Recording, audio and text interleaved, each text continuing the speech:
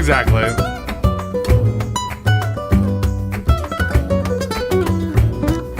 Yo, tomato.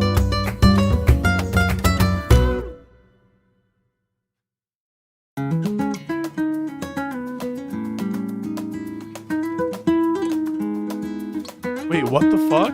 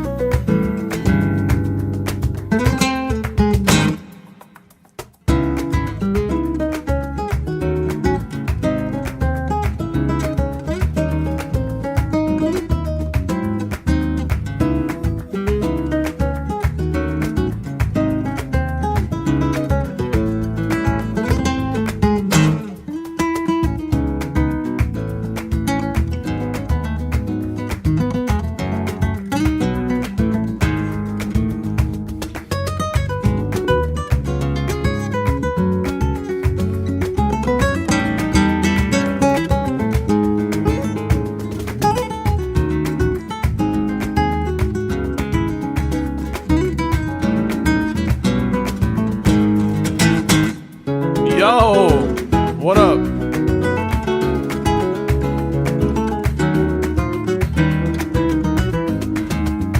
The eyes turn red when it's got hot stuff in it.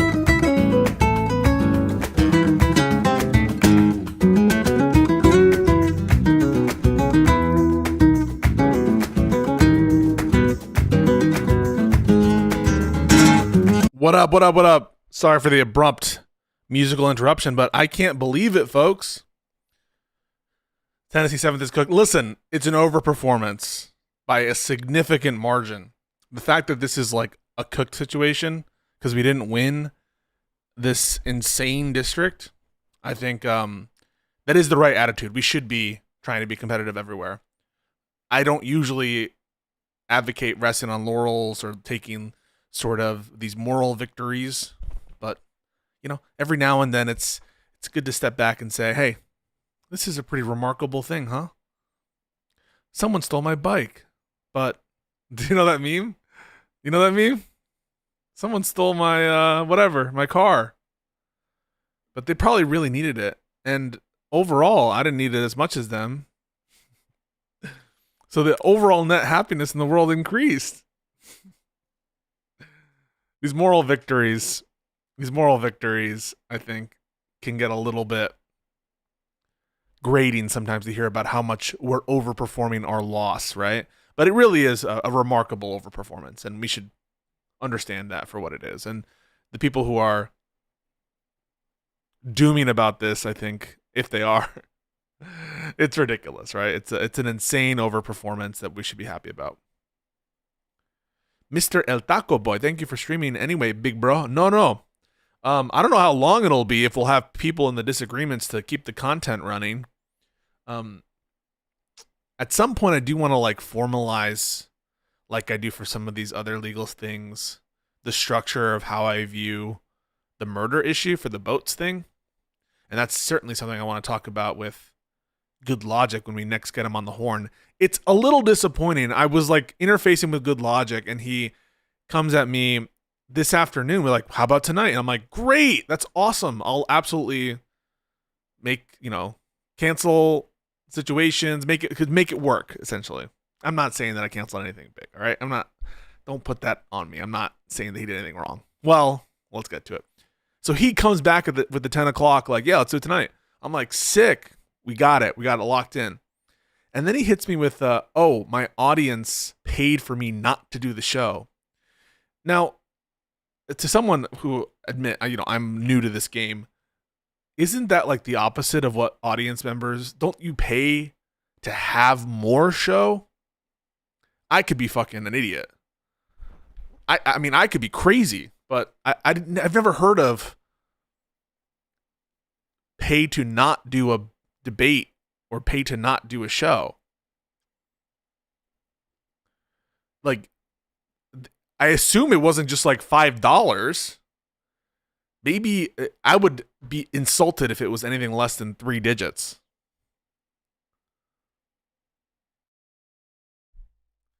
You need good logic to comment to defend the shipwrecked comment from the other guy. Oh my God. I mean, this guy, maybe I'll put up the tweet that I saw of his where I retweeted myself. Guys, get used to it. I retweet myself. If you don't like it, there's the door. There's the door, motherfucker.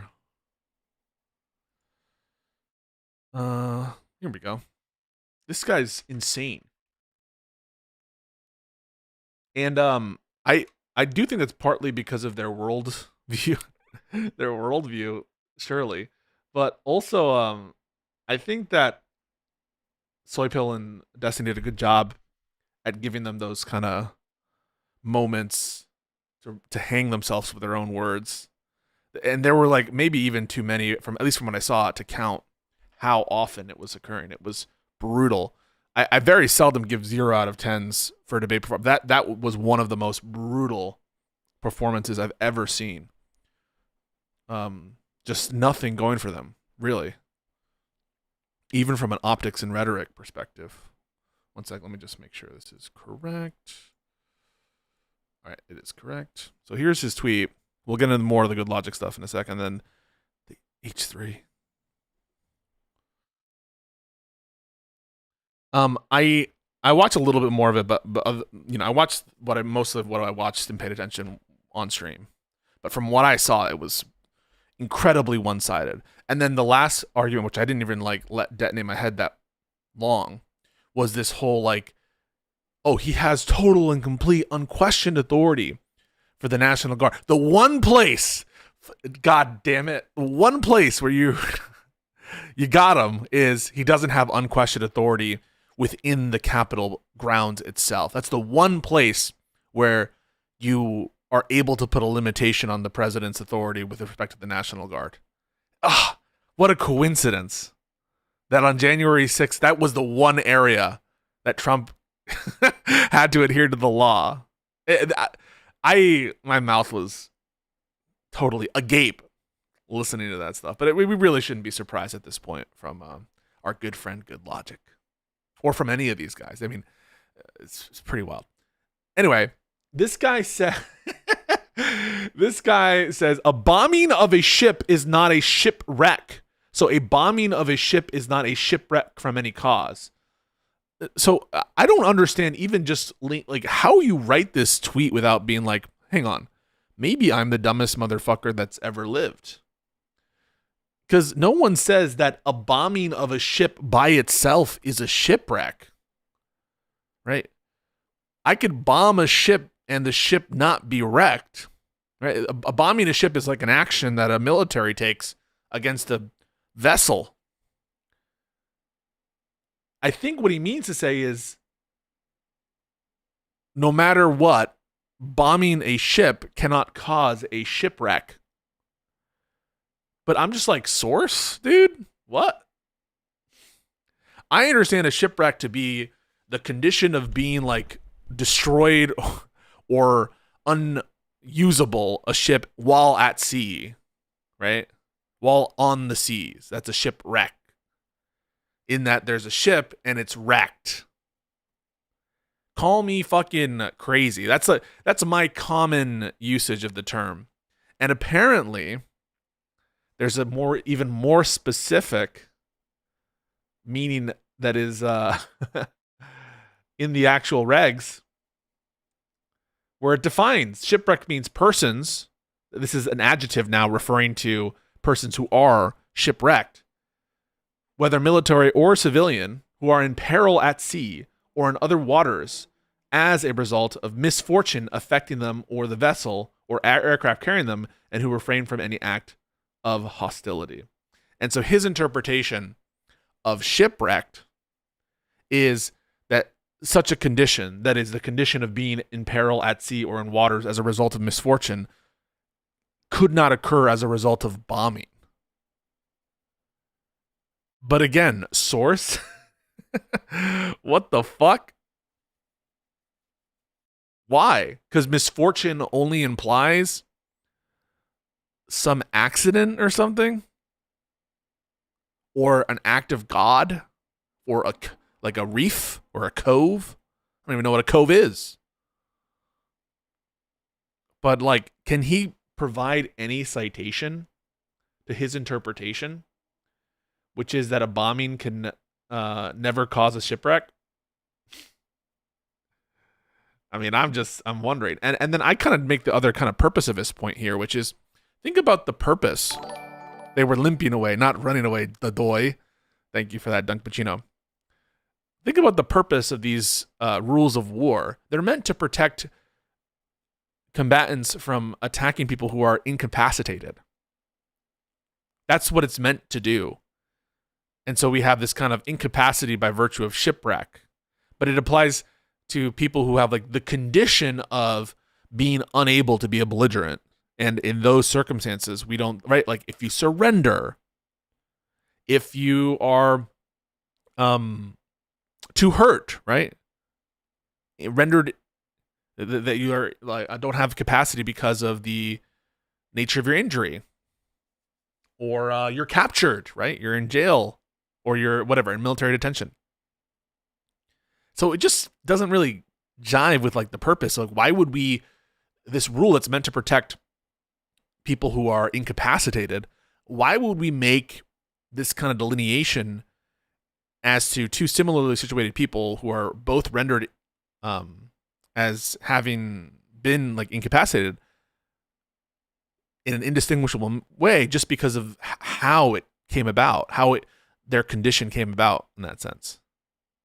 That just seems to not jive with the whole purpose of the rule, as well as like, so if you're some bomber that's coming across a shipwreck and you didn't see what caused it, maybe it was some intrepid mine or some kind of intentional sabotage. And think of that. Like, imagine there was like sabotage to cause a shipwreck. Why would we treat that differently from a bombing that causes a shipwreck? Especially when the rule doesn't carve out a more like narrow proviso or a more narrow exception that shipwrecks shall not be shipwrecks if they result from the volitional and malicious acts of other people. Bizarre. But we're meant to think that like, all right, this bomber that sees a shipwreck is unable to Doctor Strange turn back time to see what caused it. And, is just unable to make, can I bomb or not? I see a shipwreck. I don't know what caused it. So what am I allowed to do? These people are all incapacitated by virtue of shipwreck, but I can't trace it to a bomb. I guess if there's like fire or something, but hey, there could be fucking accidental explosions. That shit happens. Probably more in the past. Remember the Maine. Who remembers the Maine? Some of you motherfuckers, you forgot the Maine. In World War II, says Grassroots, U.S. servicemen and women were saving literal drowning Nazis. Yeah. Pretty sure this doesn't make any sense.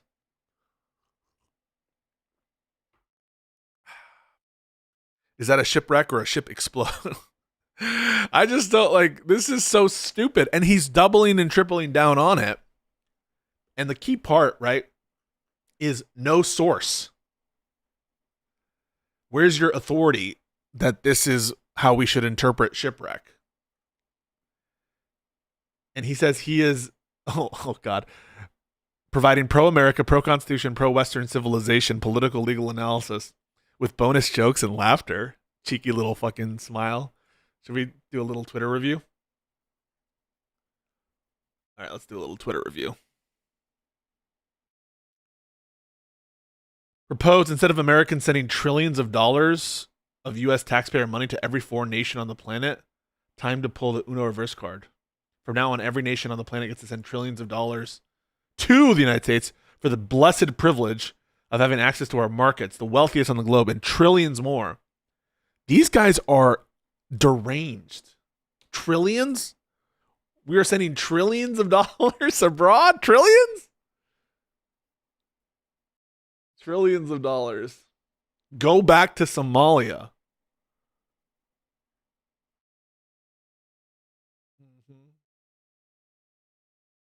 He is about as active on Twitter as I am tonight. How's your brother doing this to Ilhan Omar? Unsubstantiated rumor that she married her brother. That's never been substantiated anywhere.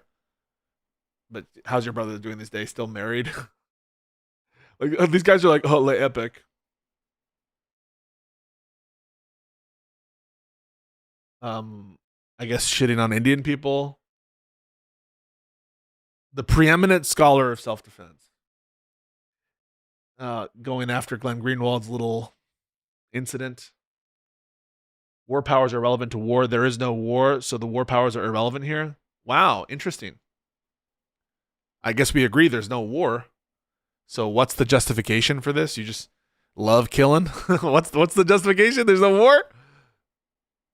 Anyway, we chose this way. Kaboom. If you prefer a different way, get yourself elected president. This guy, big badass, huh? First of all, nobody was surrendering. In any case, surrender was not practicable. It's not really possible to surrender to a drone, in which acceptance is not and cannot be required. Second of all, there was no shipwreck for laws of warfare purposes, because those laws define shipwreck as being a result of misfortune, not combat action. Just because a ship is wrecked does not make it a shipwreck for legal purposes. Citation. Why is there a contradiction between being wrecked as a result of misfortune as opposed to combat action? Where is misfortune not combat action? That's what I would like to know. Affecting them or the vessel or air. Surely being a passenger on a ship, right? Like, imagine how this would work. Suppose that you are a civilian who is bombed accidentally by your own side, or hell, even by the other side when they're bombing like a civilian liner or something. Would you not say that this is misfortune to be the civil, like, due to misfortune? Or you'd be like, no, you can kill I guess you couldn't kill the target, the civilian there, but he wouldn't be shipwrecked.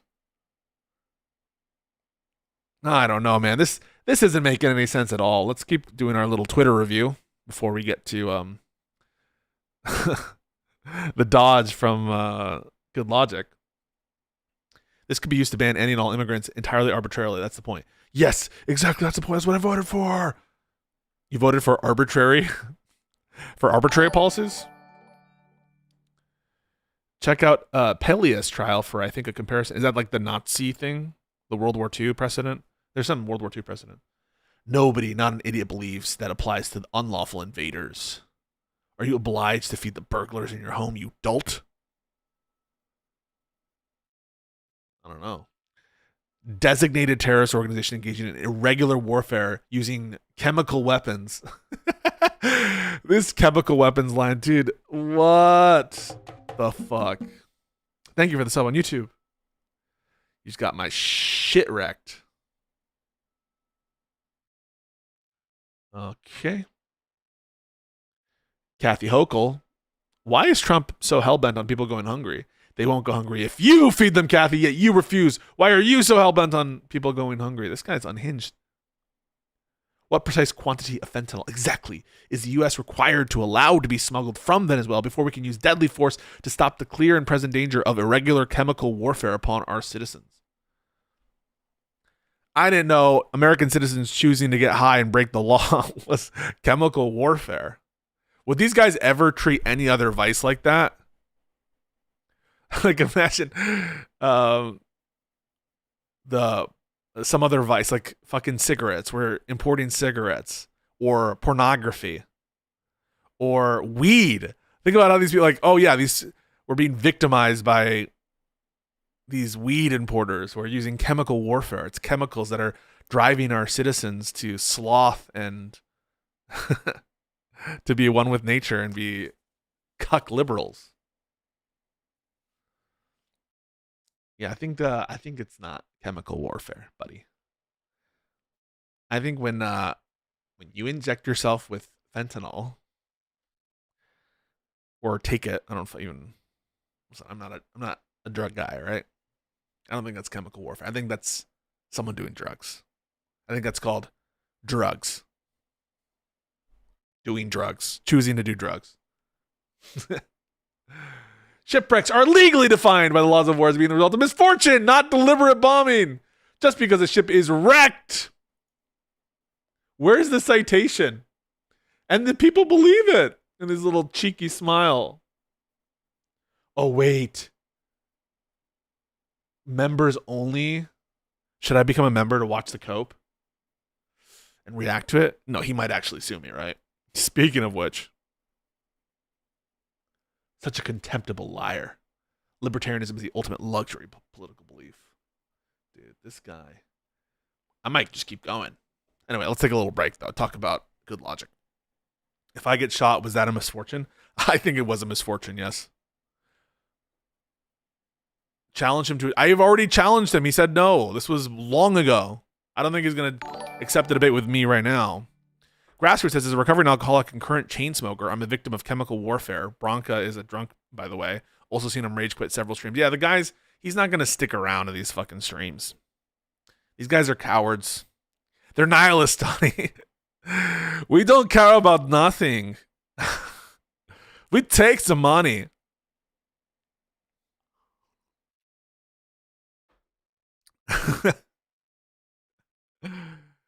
They're nihilists, Donnie. These people, I don't think they want to be challenged. He wasn't even getting pushed that hard on the WIC panel. Give me a break.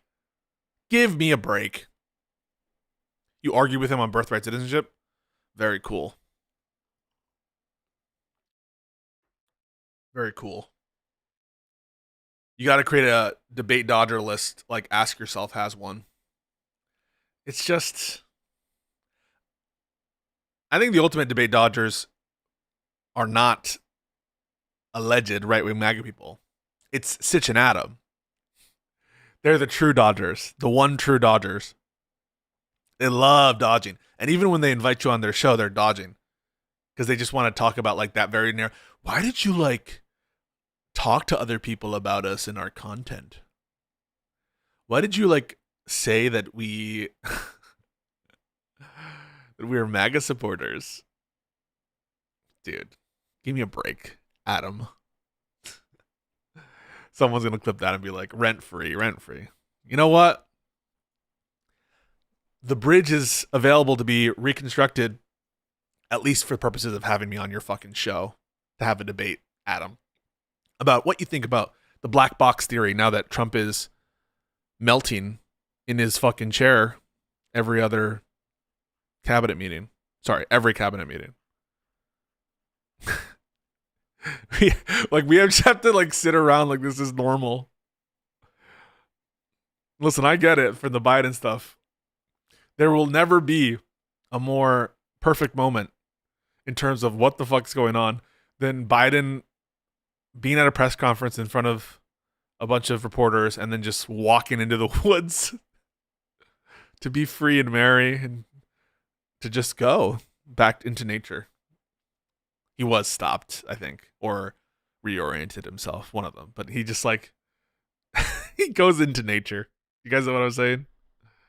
Which one? Biden, Woods. I need to find this. I need to show it to you.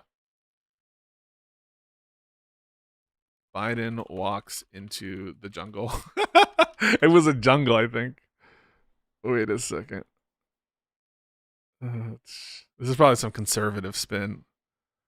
The Amazon is a here. Oh, fuck yeah. Wait. These are better days. These are better days, man. What happened? What the fuck happened? The Amazon is the lungs of the world. But in my view, our forests and national wonders are the heart and soul of the world. Everything's the soul with him. The soul of the nation. It's the lungs and soul. It reminds me a little bit of of Mayor Adams. He's like, I think Istanbul is the New York City of Turkey. And he's like, and Afghanistan is the New York City of Asia. He'll always do that shit. And Biden's always talking about souls and restoring the soul. Anyway, let's see him go into the woods. They unite us. The jungle. They inspire us. They make us proud of our countries and heritage. A bridge to the past and to our future. A birthright. A birthright. We pass down from generation to generation. The Amazon rainforest was built up over 50 million years. 50 million years. History is literally watching us now. So let's preserve this secret place for our time and forever, for the benefit of all humanity. Thank you very, very much. A very nice message. Right? A very nice message. Goodbye.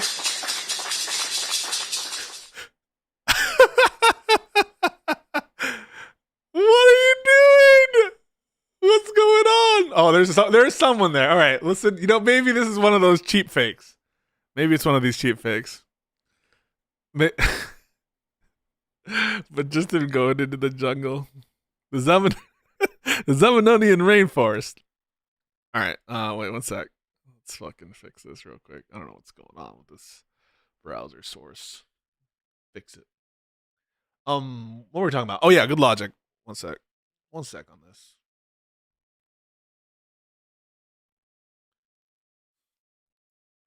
%of these clips are misleading. It's just funny. Can it just be funny? Can we have fun? All right. So Good Logic audience paid him not to debate me, and I just find that a little like a weird concept generally. I also find it weird. I'm gonna be honest. I'm still gonna try to reschedule with him, and I still like him interpersonally, whatever. I find it weird that you would accept it after you like arrange with the person to do it. Listen. Not my circus, not my monkeys. His audience is whatever. Maybe that's their kind of situation. But I just think it's like, what? They paid you not to. Maybe it was that he was going to have a regular show and they paid him not to. But even just me saying it, they paid him not to do his regular show. Why? Maybe because the audience really loves him and they're like, you're working too hard, Joe. You're working far too hard.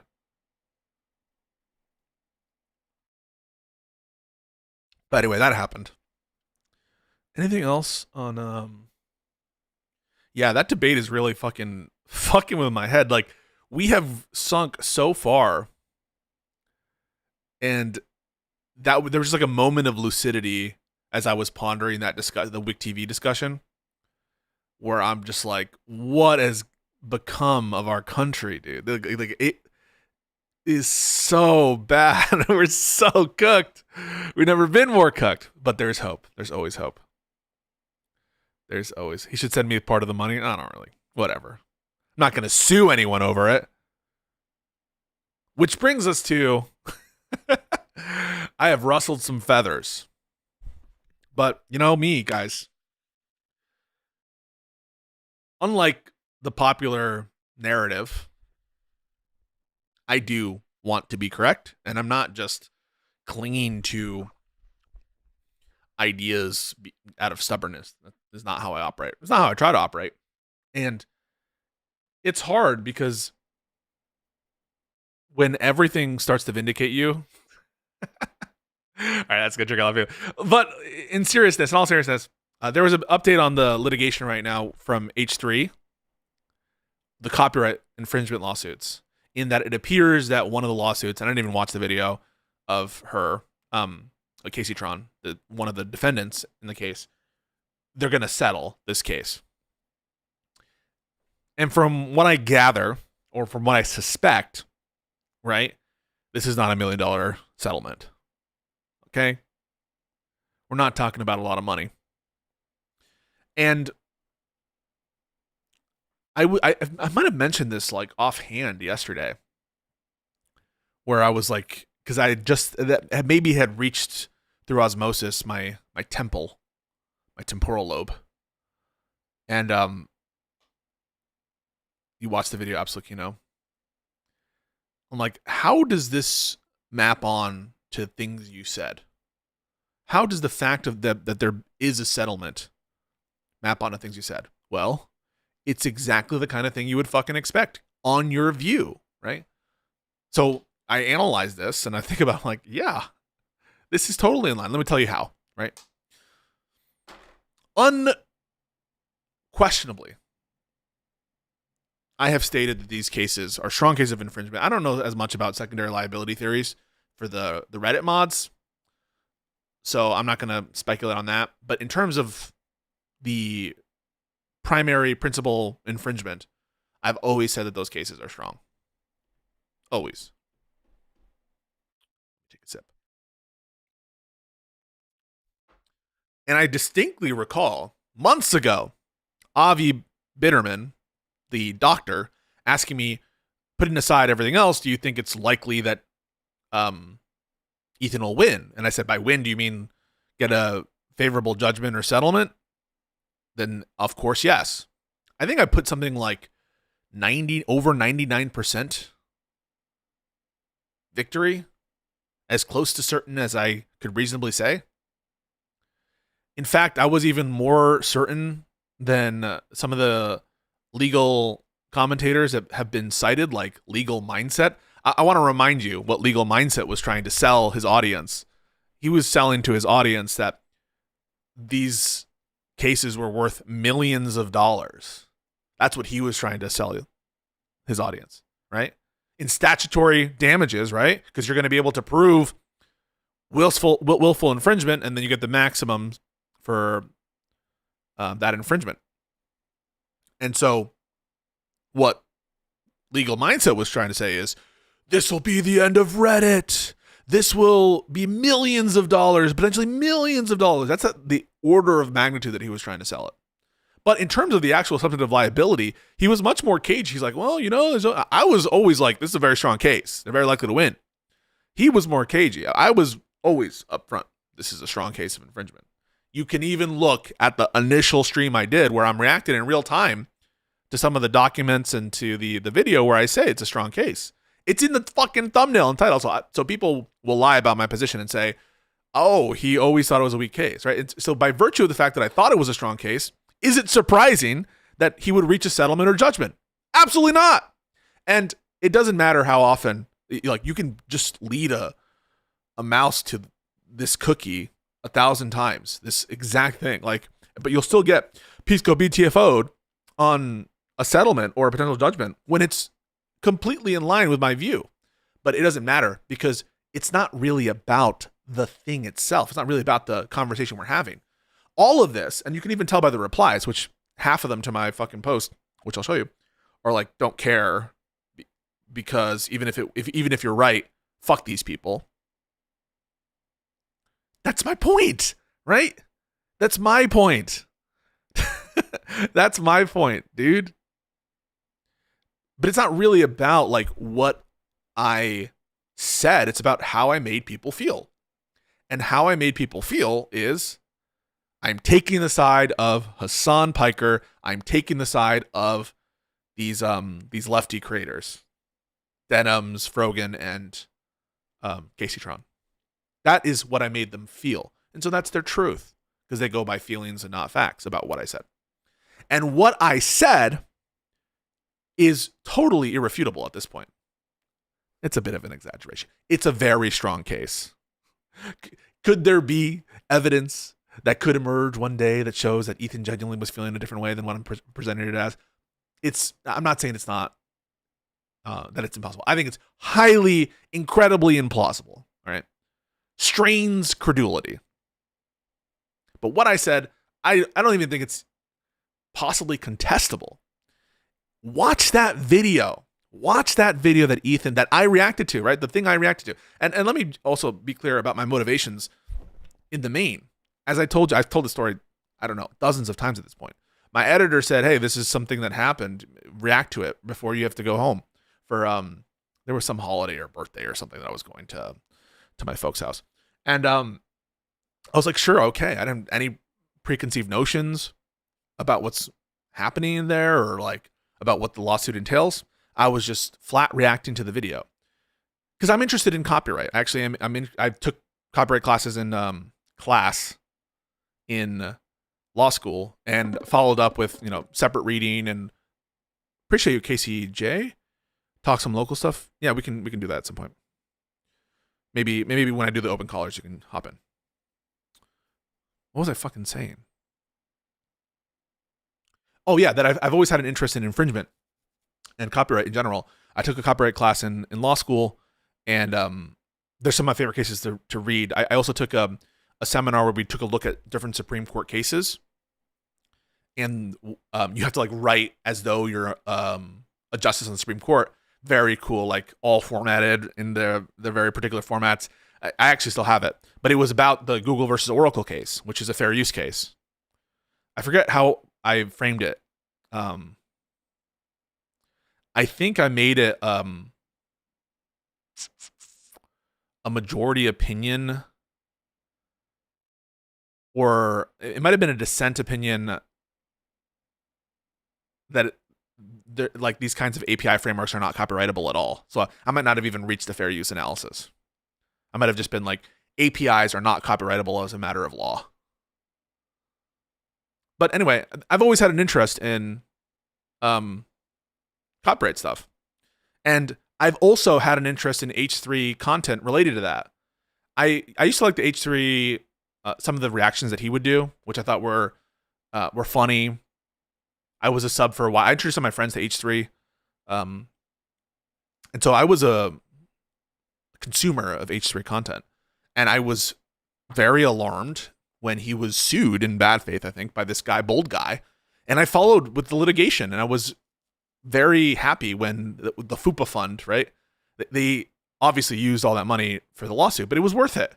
That's great precedent out of the SDNY, which I think really sort of, especially with a footnote in part of the analysis, which doesn't reach certain other reaction videos and starts to put a framework how we might think about reaction videos, and what that it's not like a de facto thing that just because it's a reaction video it's not protected. That they're dealing with in the area where we oftentimes don't get great case law because of the realities of litigation, which we'll talk about right now, and other world incentives oftentimes will prevent these kinds of cases from emerging. When the cases do emerge, oftentimes it's either A, based on like pettiness or anger, or B, it's based on big budget litigation, Google, Oracle, right? Two giants going at it. And I was a huge supporter of that defense. I didn't contribute to the fund. I'm not going to pretend I contributed to the FUPA fund, but I was a supporter of that effort. And I thought that when he was being criticized, people were like going after him for misusing the funds or because he had kind of grander aspirations to like, this will be a protection shield for everybody. But I never knocked it. You contributed at the time. Yeah, thank you so much for the membership. I never knocked him for that, like he used all the funds thing, because I understood even at that time that litigation is fucking expensive. It is a costly, and we will get back to this theme throughout the course of this conversation or this quick little update. Litigation's expensive. And so I did not question the sincerity of what Ethan Klein meant when he said that he wanted that FUPA fund to establish kind of like a collective front on fair use. And I was further, I think, bolstered by his like seeming commitment to very balanced fair use principles that he would carry in conversations, where like I was always on his side in those conversations, because he wouldn't take the kind of maximalist approach of, you know, this whole shit needs to be thrown out, everything is infringement. But he also wouldn't take the kind of like, who gives a shit, property is meaningless, this is all a way for the drug companies. That's patents, very different than copyrights, right? Like, but he would cut through a lot of that confusion. And I really appreciated to have like someone to talk against like the nonsense, especially the self-delusion that people like XQC would be promoting, right? Where they're obviously being disingenuous about where they're coming from. In some sense, we would respect XQC more if he said, listen, I just don't really care if I'm taking revenue from these people or if I'm helping them. But he was doing this whole thing as like, oh, it's always helpful for them. Oh, it's like, this is always beneficial for them. Like, you give a fuck about that. Like, that's motivating you. And part of that rationale was so obvious about the nature of the motivation that was like pushing XQC one way or the other. That was so part of this discussion as well.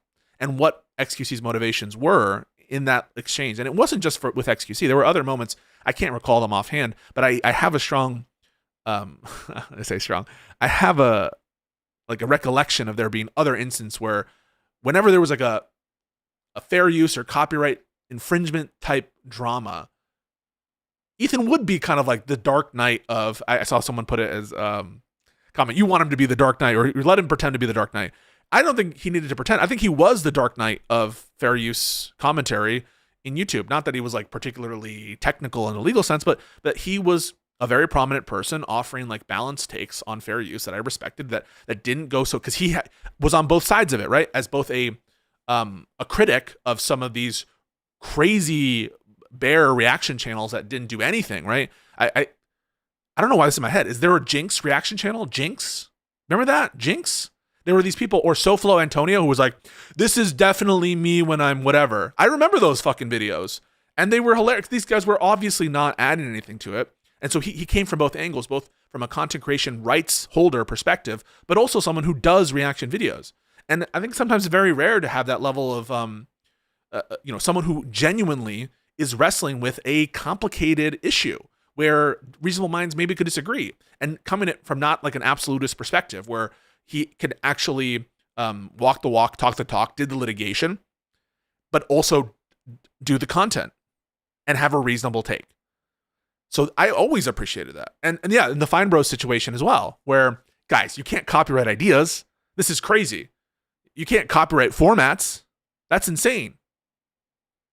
That's not what copyright is for. And so in the meta of copyright commentary among YouTubers, I'm very impressed by Ethan. And I thought that he, upheld those values. And there's nothing, to be clear, there's nothing inconsistent about filing a lawsuit against another party who very clearly infringed your content, which in my view, it's very clear infringement, what these creators did. And I've always thought that. So the filing of the lawsuit isn't what I find inconsistent. It's the rationale. And that is not like a pedantic point to pick out. I'll give you reasons why. I don't think it's pedantic, A, because it's a major component of that video, of that initial video. It is a major, major component of it. You say, and I don't know, I'm just going to put up the first few minutes of this just so you can, I'm not bullshitting, right? Content, lawsuit, I don't know.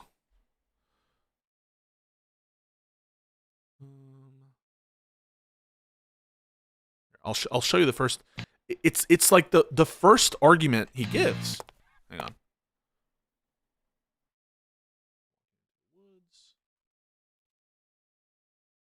Here's what Lamino had to say about this phenomenon. Today I invite you into my home to share my favorite pastime with you. Join me in creating generational wealth for my attorney. So that's obviously a joke.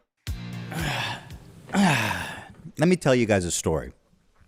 About a year and a half ago, it's a big conversation called Reactgate. Oh, you can't see it. Reactgate was a debate going on in the streaming community about what... The very first thing that Ethan starts talking about is Reactgate. Why, right? You have to ask yourself, why? Why the hell is he starting with Reactgate, with this broader conversation? So notice when everyone tells you, oh, it's a side point. When it's a side point, like this is just, no, he starts with a message that is that this is broader, right? Reactgate isn't just about particular instances of infringement. Reactgate is about this conversation about what we should be doing as a community. Okay, here's something that you might have heard before, First impressions matter. The choice to start with ReactGate, to frame this entire saga as one relating to that previous controversy, where the controversy isn't just about the infringement that actually occurred, that matters. And I'm not going to bore you because you've already seen it, I'm sure, if you watched my video or if you've seen any of my commentary. He references this concept multiple times. If it's not important, why include it here? If he doesn't feel a need to talk about it, why include it? Why include it? The reason is, this is not understandable, is almost certainly, I think this is the most plausible, I guess I'll say, is either because he feels that there is a negative social connotation often to litigious people on YouTube who do these kinds of lawsuits, even for people where there's clearly infringement. The usual posture of YouTube creators in response to these kinds of lawsuits, for better or worse, I'm not making a normative judgment on it, is to be skeptical. It's to be skeptical of them. So one is, it's shoring up. It's saying, I'm not just this guy suing people for my own interests. And he obviously continues to support this posture of his by saying it's not about the money. It's not about property vindication. So we know it's not about the money. And we know that he's making it not just about his own interests. It's about this broader controversy. It's not just about vindicating what's important to him. And that is a key thing, because he's trying to preempt this accusation that you're just in it for yourself, or you're just in it, this is wrong for these kinds of lawsuits. It's too litigious. It's in bad taste, that kind of stuff. And then also the question, which is like, other people had insanely non-transformative, non-fair use reactions to your stream. And so the very structure of it, the very fact that he's choosing to even opine on it, I think is evidence that it's important to him. He starts with it. And again, I'm not going to bore you with all the different moments in which he's referencing this concept of a broader protection of the React community, of the current meta being unacceptable, right? And we'll get into this a little bit, but understand what they're trying to sell you. They're trying to sell you that Ethan Klein cares about the reaction meta, but also that his concern is only with stated intentional siphoning, as though the stated intentional siphoning is relevant to the current meta that we're all talking about, right? Like, the current meta is not intentional stated siphoning. The current meta is like intentional siphoning, not intentional stated. It's actually, it's bizarre and fucking hubris, like a lot of hubris, and I would say arrogant for them to be like, yeah, come watch it on ours and not on theirs, or whatever the iteration of that statement was that they gave. But that is not like the problem that besets the React community, that we're scared of Disney and Sony coming and stomping our necks on. His words, not mine, right? Again, you're blaming me for things that he put in his video. Part of the reason why I'm fighting so hard on it is because people are pushing so hard to be like, that's not true. But you can just grant it and say, all right, but who cares? But just grant it. That's the thing. No one can actually fight on the merits of it because it's obviously true. And the news, as I'll say, is relevant to that. It's not irrelevant to that. It is relevant to that. The more specific the fact pattern is to why he brought this lawsuit, this is what the haters can't get out of their minds and will never be able to contend with. The more sort of close to the facts of Ethan's case the rationale for bringing these lawsuits are, as opposed to a generalized motive, the less plausible it is to suppose that he did this to protect the React community. That is, if he's doing this because, but look at this case specifically, unlike XQC, they did all this stuff with the CPS and they did all of that makes it so it's about him and his thing and the situation and the defendants. It's not about this other thing. And don't tell us that it's about this other thing. Because if it were about this other thing, we would see other conduct.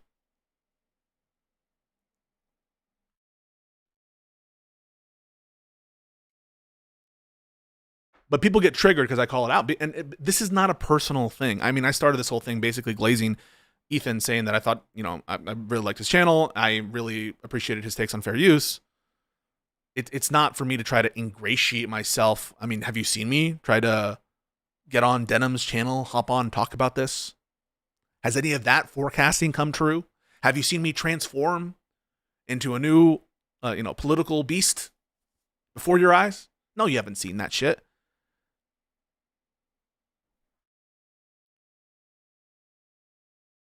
This was never intended to create a situation that would preempt lawsuits from Sony and Disney, where he's implying that it will create a devastating precedent if someone doesn't stand up to the plate right now. And you can say that was stupid as fuck to say, and it was, and you should just concede that. And then concede that I'm right, that this is a fake narrative intended to deceive gullible people. Now, that does not undermine the merits of the case, the legal case, in the slightest. Maybe there are some equitable doctrines that might apply that I haven't heard of, but I've now looked at a lot of the ones that could be raised, and I don't think that any of them are particularly good arguments for any of the defendants. So, to reiterate, after reading the equitable doctrines and affirmative defenses that are available to the defense here, I'm like more convinced that Ethan has a good case. And that if anyone was actually listening to what I've been saying, the words I'm saying, they would know that because I covered it.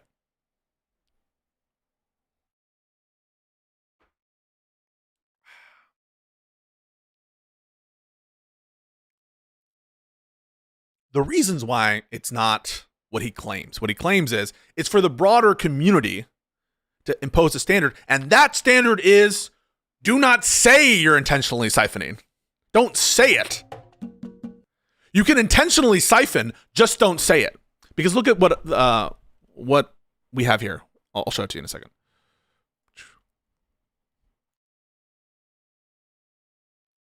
Look at what we have here. Wait. Look at what Ethan accuses XQC of. Why is it? Wait. You think it's crazy? Dude, the fact that you're using the same title and the same thumbnail is so parasitic. It's so shady. You are only doing that to siphon off views and confuse people. There's no other reason for that. Why would you use the same exact title and the same exact thumbnail? Explain that to me.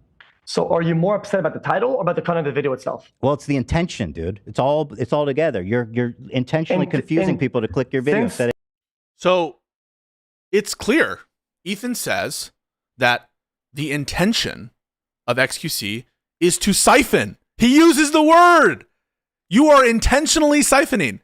The reason I'm mad at you is because of your intention to confuse, your intention to siphon funds away from these people. So just to be clear, on Ethan's view, XQC and them are intentionally siphoning. You get me? So that is not a distinguishing factor as between Denham's and XQC. So they have to go to this ridiculous thing, which is, hang on, what do they say? This is crazy. The second level cope, which is, it's only the standard that Ethan Klein wants to impose on the rest of the React community is no more stating that you're intentionally siphoning. That's the like what he's basically saying is his problem is not with intentional robbery, or at least that's not the problem that's animating him to sue. That would be taking things too far. That would unduly chill the React community if you were to sue someone for stealing from you. It's when you say you're stealing from me. I'm not even sure that intuition follows through. I would almost like be more, at least it's honest, right? At least it's fucking honest when you're like, yeah, I'm watching your content. Yeah, I don't care. Sue me. That at least you can almost respect the that a little bit more than people who try to weasel behind it like XQC does and be like, no, I didn't really, I'm just showing my chair. They did that, right? But like, imagine they actually did that. You wouldn't need to have their statements to show outrageous conduct. The chair reaction stream. That's what's outrageous. The statements, no. The statements are irrelevant to the legal analysis. They are helpful in atmospherics and briefing. They are not relevant to the fair use analysis. Not post-Warhol.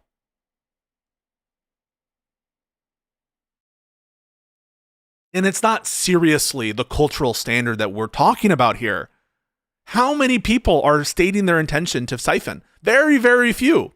So even less reason to suppose that what's motivating everything here, so far as the cultural impact of this lawsuit is concerned,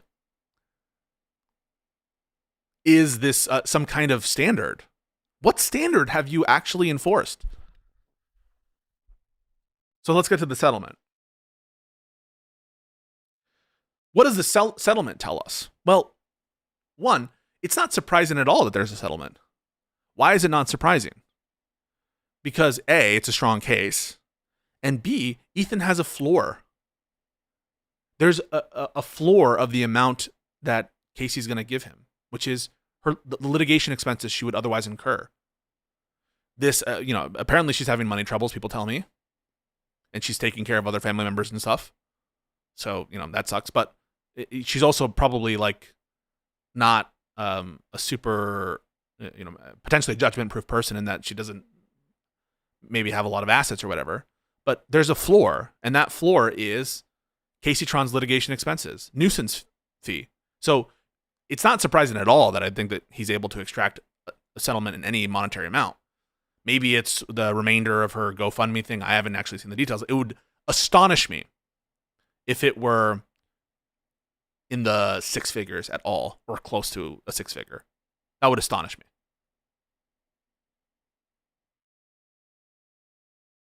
My guess it's in a couple tens of thousands of dollars. That's a purely conjecture guess, and maybe it's even just whatever she raised on the GoFundMe or whatever the litigation expenses were. That's really, the minimum that you could extract from this case. So there's an obvious floor here. So no, it's not a big win, right? Like, in the sense of it doesn't change our expectations. This development is the most predictable development there could be. It would not be a good use of either Ethan or Casey Tron's time to go through this litigation. Needless expenditure. There's a solution that will resolve this situation faster. But the question is, then why bring the case in the first place?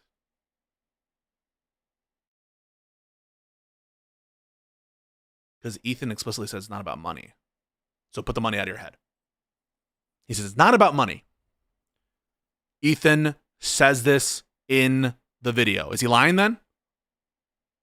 So people say, oh, what's the point of wasting money on this lawsuit? Wait a second. Are we watching the same fucking script here? We all saw the video where he says, I could be suing all these other people, but it's not about money. So why bring the case in the first place? Two rationales. Potential. For some broader concern about the React community and enforcing a standard. Bubkiss, absurd. Or to make them hurt, to humiliate them, because whether correctly or incorrectly, I'm not commenting on it because I don't know that she's involved in the CPS call. I don't know that she's involved in the mass. I don't know that stuff. People say that.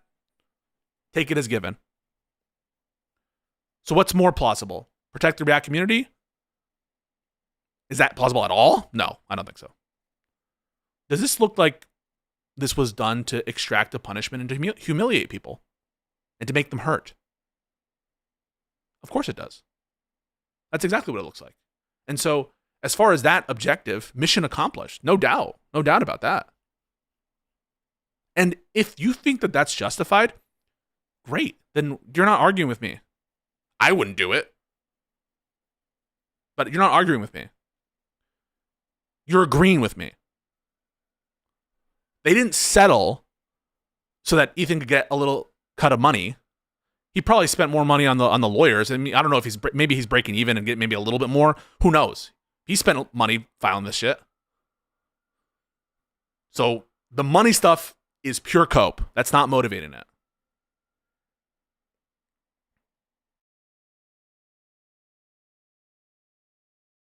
So we have to do this, right? Like Casey Tron was bait. There's some kind of like 5D. No, that's not what's going on here.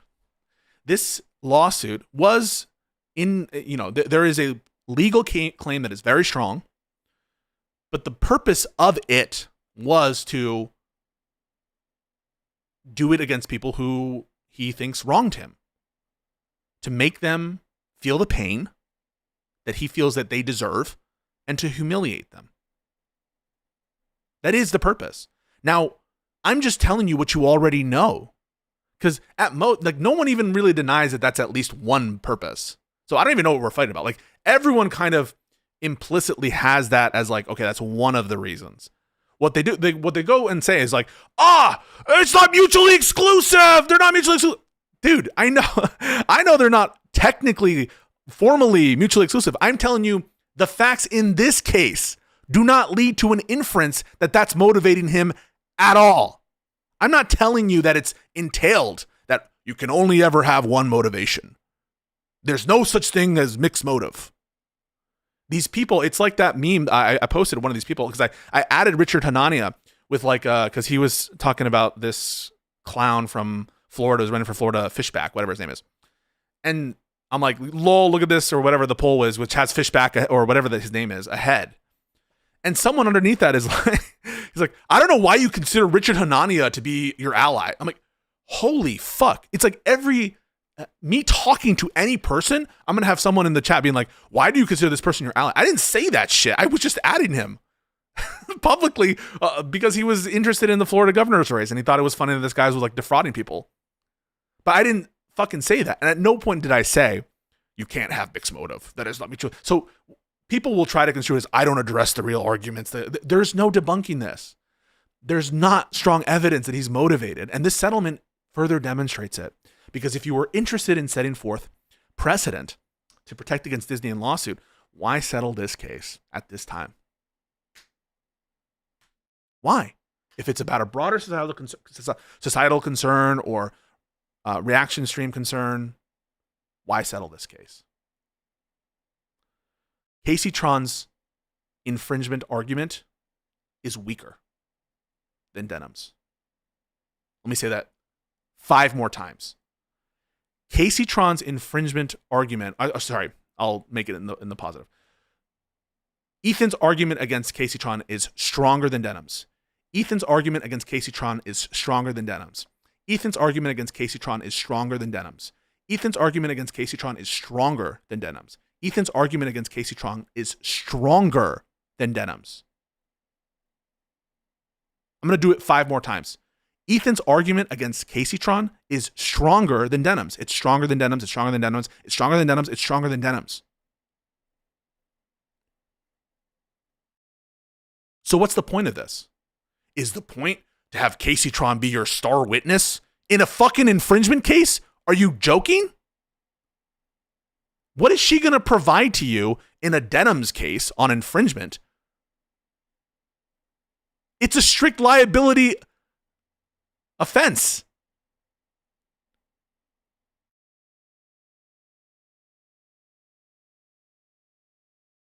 She's not going to provide value as he's turned her. These are simple infringement cases. She's going to help with the Reddit case. I mean, I don't know. Is she coordinating with the Reddit people for secondary liability? But even that, right? Even you say, okay, it's to go after these Reddit mods for secondary liability. Then you're bullshit on everything about React community. Then you're bullshit about it. You're talking about secondary liability. You're not talking about the React community. You're talking about fucking Redditors.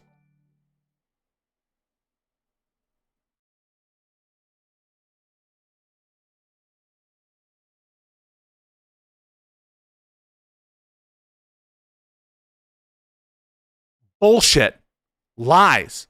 And if you adopt my framework, it explains everything. And you guys know it does. And so the only reason people are triggered is because someone is stating it and it sounds a little bit, well, A, you remember how I made you feel when I took Hassan's side at the global entry thing? You remember how I made you feel when everyone was getting so like pumped about these people being sued? And so maybe you're some of that baggage. Or saying it out loud actually makes it seem like kind of like why are we doing this? Why are we using copyright law to deal with these like collateral issues? Maybe saying it out loud is like, ugh. But not for everybody. Some people are like, yeah, it's for to go after these people, and that's great, and they deserve it. So I don't want to say it's everybody. But the people who are, they're just like a little bit of like a hidden, why are you so, and they get tons of, whenever I post about this Ethan thing, people are like, who cares what you say? People care. I mean, my tweet on this is already like performing way better than my average tweet and getting tons of engagement. So people seemingly with their eyes and with their time are giving attention to what I say on this issue.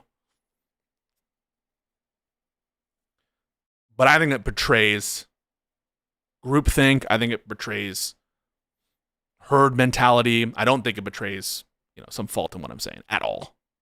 And if you feel differently, you can come on. But this settlement, I think, is further evidence that, come on, guys, we know what this is, and just be honest about it. And why don't we have a retraction yet, actually?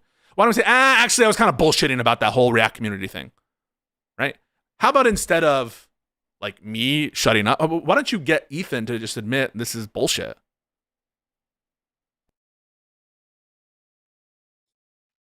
Come back to the light. Because he was our Dark Knight on fair use stuff. I really did appreciate his, but this kind of like whole, it's about the stated intentional siphoning. That's the key. That's the je ne sais quoi of infringement. It's the needed element. It's the one thing that is so important to these cases. Bullshit.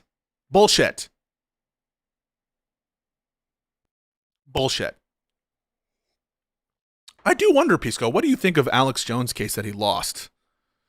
You mean the defamation case? You mean the case that's not about infringement, right? You mean the case in which there's an actual malice standard for First Amendment related concerns for public figures and public events. Is that what you're talking about? Surely you're not talking about the defamation case, which is completely and totally different than copyright infringement.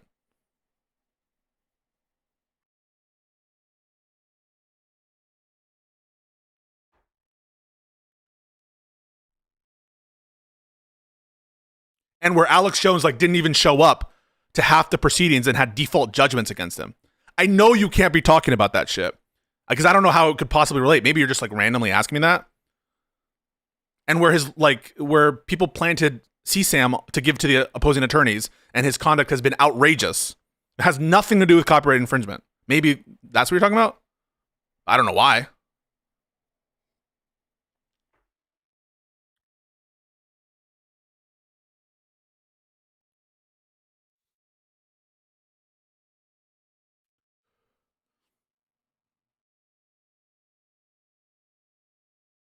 Anyway, the Discord is open. We have Puffin as our first taker. It doesn't have to be. I'm just looking for disagreements, folks. I had a debate lined up. I was so excited for the Good Logic. We were going to talk about some fucking Trump shit. We were, dropping bombs and stuff. But it looks like it's not going to happen. But yeah, if you have this, it doesn't really have to be on the Ethan stuff. It's insane how much opposition this very easy to defend point generates. And I don't really give a fuck if you think it indicates me trying to, I don't know. I don't even understand what the rationale is that this makes me money. I promise you that it doesn't.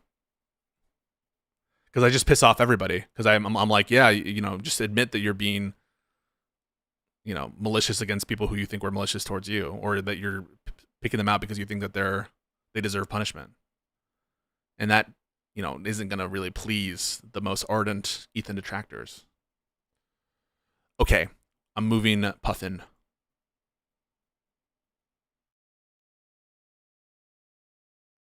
Yo, what up, Puff? Hello. How you doing, brother? I'm good. How you doing? What's up? Okay. Doing good. I have some quibbles, some quibblets. Quibble with me. I would like to quibble. So, you've mentioned many times that you don't need to prove malice malice is not a component of fair use. Yep. I would press you. Has Ethan ever said that that's the case, or has he said that he just wants to go after these people because of the malice? No, he strongly suggests in the video. I think outright says it. Hang on, I'll get the actual the line here so that we're dealing with facts and logic. Sure. I'm pulling up the transcript right now. I'm just gonna Control F for malice.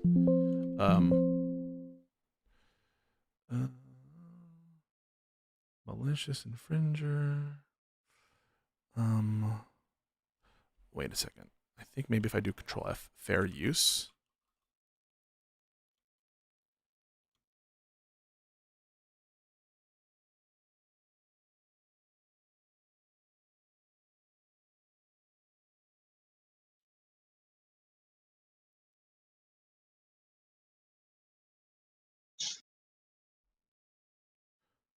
Let's see. Okay, this is fucking, it's broken up. I don't know why the transcripts are like this. Anyway, I think he suggests it, but even if he doesn't, right, like, suppose that he's like, oh, right, it's not important to the legal analysis, then why go after these people, right? And then the only thing that we're left with is my rationale. If it's not relevant to the legal analysis, and he admits it, right, putting aside whether or not, he argues the contrary. If he says, in other words, if you're correct that he never says that it's relevant to the legal analysis, then that was the whole basis for suggesting that this was the reason to go after these people, separate and apart from the like sort of vengeance angle, which I can understand. So my understanding of his position is that he is wanting to introduce a chilling effect so that people like Sony don't come in and nuke the place. I don't really care about that because I don't think that's I think that's bullshit. But wait. You say it's bullshit. You mean you think he's lying about it and either being dishonest or so deluded that it's the equivalent of dishonest? I mean, you really think that he in his mind is like, this is going to protect against Sony and Disney? Do you think he thinks that? No, yeah, I think he's bullshitting that. Yeah, I don't think he thinks that. What the problem is that I have is whether or not you care about that. It's a central theme of the entire video. He starts with ReactGate. And so when people say it's marginal, I laugh because then I'm just reacting to how he presented the video, where it was how he was justifying what he was doing. It was through this rationale. And number two is they'll fight me on that notion. They'll fight me and be like, no. It is true. It is defending the React community. So that's why I bring it up. Is because people try to minimize it and say it wasn't a big component of the video, or say that the video doesn't matter at all. Why do you care about the video? The video has 1.4 million views. It was how people were introduced to this whole thing. And so now people are trying to be like, well, the video doesn't matter. So that's why I sort of stand on it, is because of how much shit I get for an obviously correct statement. And also because people will minimize and downplay the extent of its importance. And it is a lie. Yeah, it's a lie. So my goal here isn't necessarily to defend Ethan. My goal is more just to line up some things that I think would are not being addressed fully correctly, either because of miscommunication or just because of missed details. So, for example, I don't think that he is using I don't think that he's ever been my legal argument for the fair use is the malice. I think that's just him kind of explaining why he's going after these people. Okay, I seem to remember that from the video. He might, as I sit here, and because the transcript is fucked up and broken up, and because my Control Fs weren't successful, as I sit here, I don't recall if he specifically said that it was important to the legal argument, but other people were saying that on his behalf or in his defense. And separate from that, if it's not relevant to the legal analysis, and I think it's only to the extent to which it's relevant is atmospherics at best. I don't think it's relevant to the substantive liability or really to damages. It would really have to be. It's good. But even it looks good in the screen. But what I'm saying is the damages component, even if it were relevant to damages, and I do think it looks bad in front of a judge and all that stuff. I'm not, or if this were to go before a jury, he specifically disclaims that damages are a part of why he's doing this. or that he's doing it for the purpose. Now, if it's to deter conduct, then maybe the damages become relevant. But I think, is disclaiming his own personal benefit, that he wants that money sort of factors into this at all. All of this is a way of saying whether or not he specifically represented that malice is critical or important or significant in the legal analysis. It just grounds down then into like, well, then why go after these people? And if it's not relevant to the legal analysis, in other words, let me put this more plainly about why it's relevant to the Sony thing. If it's not relevant to the legal analysis, you're not going to get precedent, either legal or cultural or anything, all right, of significance. It's not going to create a precedent, especially because you, as an individual rich person, you're not going to be able to guide the actions of other litigious entities or organizations. Certainly not by the precedent of you suing these people. That's not really. It's always, you're taking the risk of people who have big pockets suing you because they want to. And so nothing about what Ethan is proposing, either from a legal or cultural perspective, is going to move the needle. And that is even more true if he disclaims any legal relevance to it. He's just doing my job for me. Yeah, I don't think I disagree with that. I did start this saying that, like, I think his Sony excuse is just him trying to what? You said that, yeah, him trying to what? Actually state it out, right? Because then that's when it starts to become a little more sinister. Because if you're like, he's just right. So what do you think the reason is for him including it there? The reason for him including the Sony thing is to, like you were saying earlier, is to like reduce the visuals of him, the bad optics of him being a litigious YouTuber. He's trying to basically put he's trying to elevate his morality in the discussion slightly higher than what, even though again it's like I don't think people would. And I think there's potentially another, and I can't prove this, but I think there's potentially another reason why as well.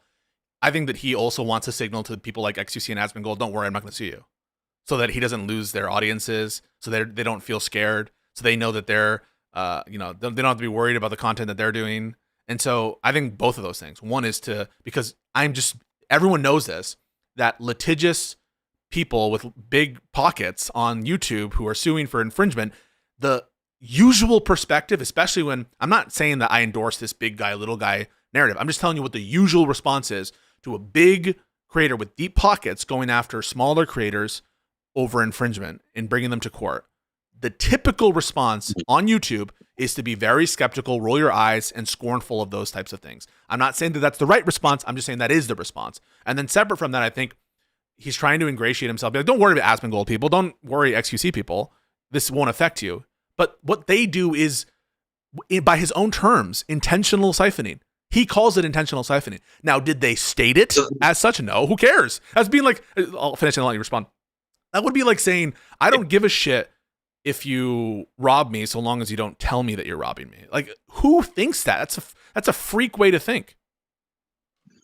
Yeah, so that's the other thing that I actually wanted to quibble about is, so he tries to basically differentiate like the siphoning effect that people like XQC do when they're just like viewing the content with their people and reacting to it or whatever, and then the kind of like quote unquote statedly intentional siphoning from Casey Tron and the other people that he sued.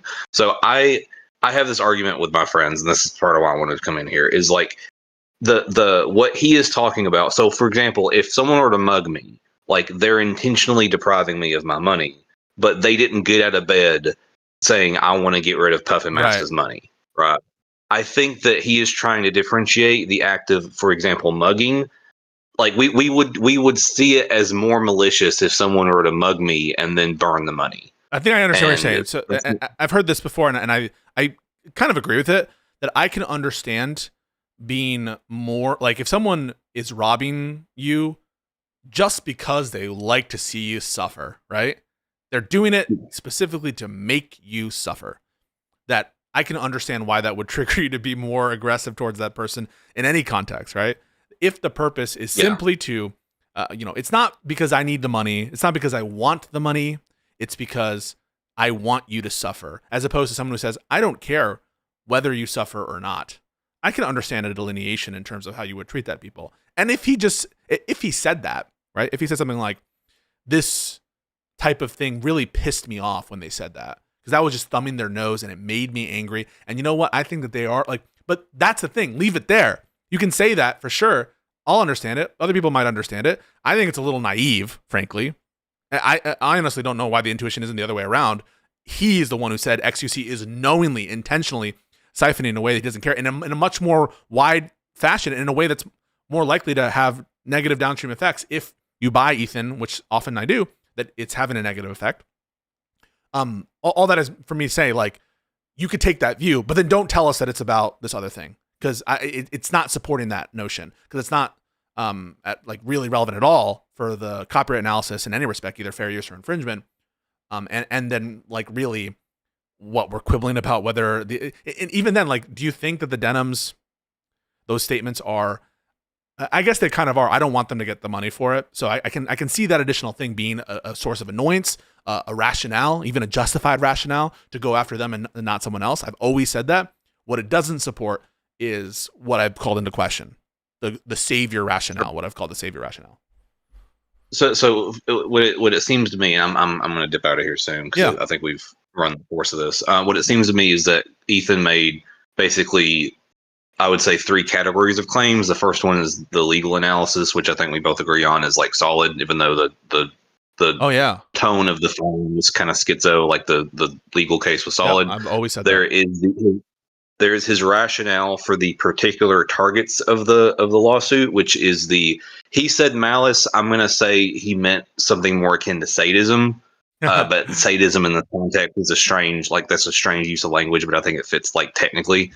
But understand, just pause real quick there, because I think there's something really super interesting there that I brought out before, which is if the basis by which to do this stand in defense of everything is sadism, that isn't what like Sony and Disney are looking for to curtail, is this kind of sadism. And so there's no precedent which has as its focus sadistic siphoning or whatever you want to call it, right? For the purpose of hurting someone. That isn't at all relevant to the kind of thought process that Sony and Disney are thinking about. Like, they're thinking about their bottom line, and they're thinking about like, if the fans didn't want to hurt Disney, they're just like, I just want more people to see this content. I want to spread it everywhere. They wouldn't give a fuck. They really, I mean, they might use it in their briefs if it comes up or some shit, but that's not really what's motivating these big conglomerates on whether to take a stand in a different IP area or not. That's just naive.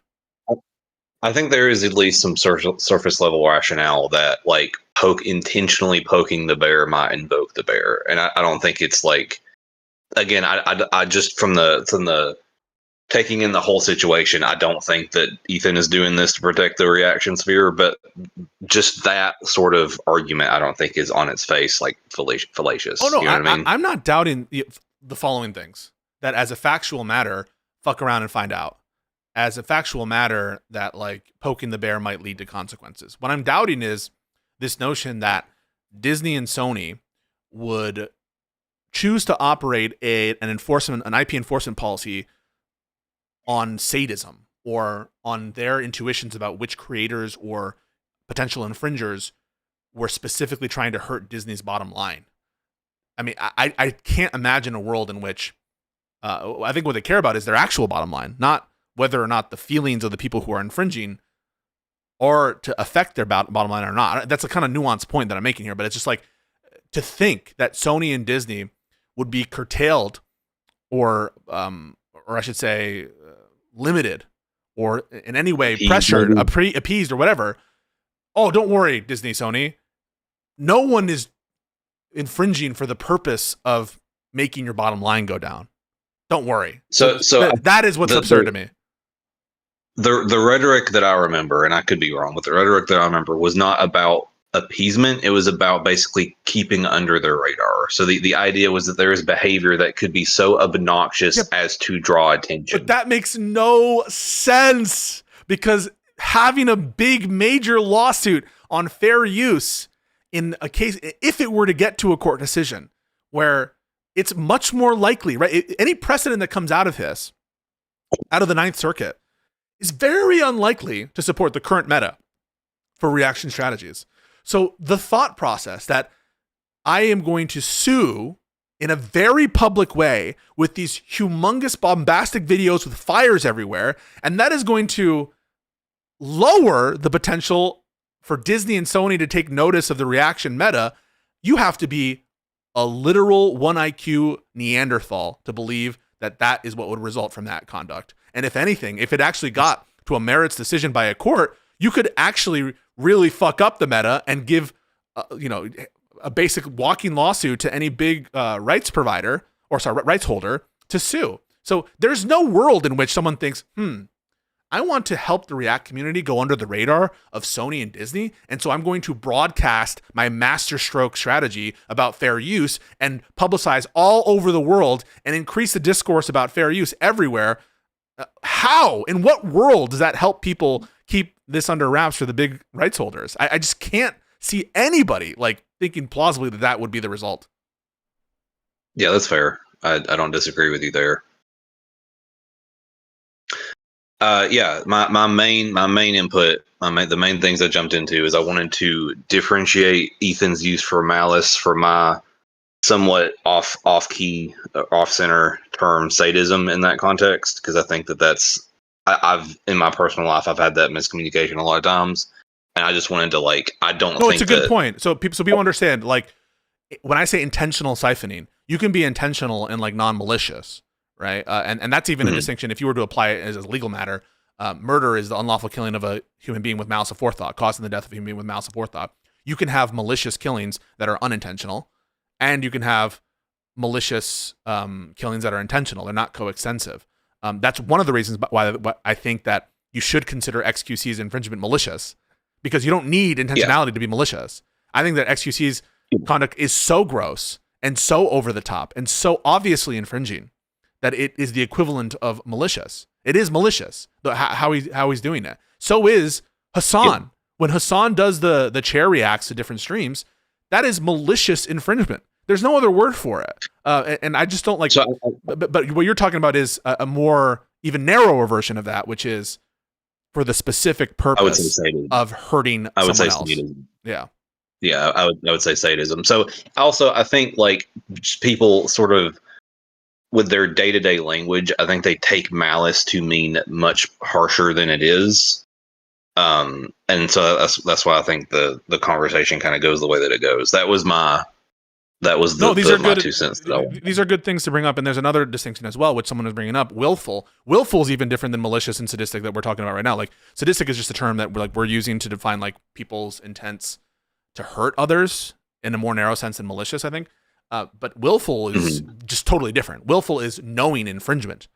Willful is doing something that you know to be illegal, and that's different than malicious. You could know that what you're doing is against the law and is infringement, notwithstanding you don't have the desire to affect someone's bottom line. So they're not coextensive. And people were doing this thing, right, where they were getting like talking points from complete morons, like Dan Saltman, specifically on like this willful infringement point on damages. But willfulness is not maliciousness. Willfulness is a term of art under the law. But people will see willful, oh my God, that disproves Pisco on the point of damage, even though it doesn't matter because he says that money doesn't like at all factor into anything. But it is a different concept legally. And if you're going to cite these kind of statements as being so important, you should get your ducks in a row before you come out with these off the cuff remarks about relevance. Willful and malicious are not the same thing. They are not the same thing. I just explained how they're different, right? Willful, malicious in the common law is like with a bad heart. That it really is like that. It's like with a bad and depraved heart. That is like what is meant by maliciousness. Willfulness is not that. Willfulness is knowledge of illegality. So I just explained to you, new spin, again, the difference. So you can't now say that they're the same thing because I just explained the difference, right? And I'll do it one more time. Willfulness is knowing something is illegal, knowing the illegality, and malicious is like with a depraved heart, with bad motive, essentially. They're not the same thing. And the way you prove they're not the same thing is if you have one case that is malicious and not willful, you've proven it, right? And the same thing on the opposite. And I already did that. It's crazy. Like these people, you need to walk them through it 10, 20 times because they're just like, I don't know, conditioned or something. It's crazy. I've never seen such derangement as I have on this case and then the global entry case. And maybe it's unfortunate that those both happen to inure to like the benefit of one. And I understand, but it's really not because they're the lefty community that I'm doing this. I go out to bat for people when I think that they're correct. That's what I'll do. But you know, thank you for your points on that. I think the cause of some of this is that people don't have the language to kind of explain what they're trying to say, and that was kind of part of my goal with my point. But yeah, I appreciate you, man. I like the content. I'm gonna dip out of here and let someone else. Appreciate you, bro. Have a good one. Yep.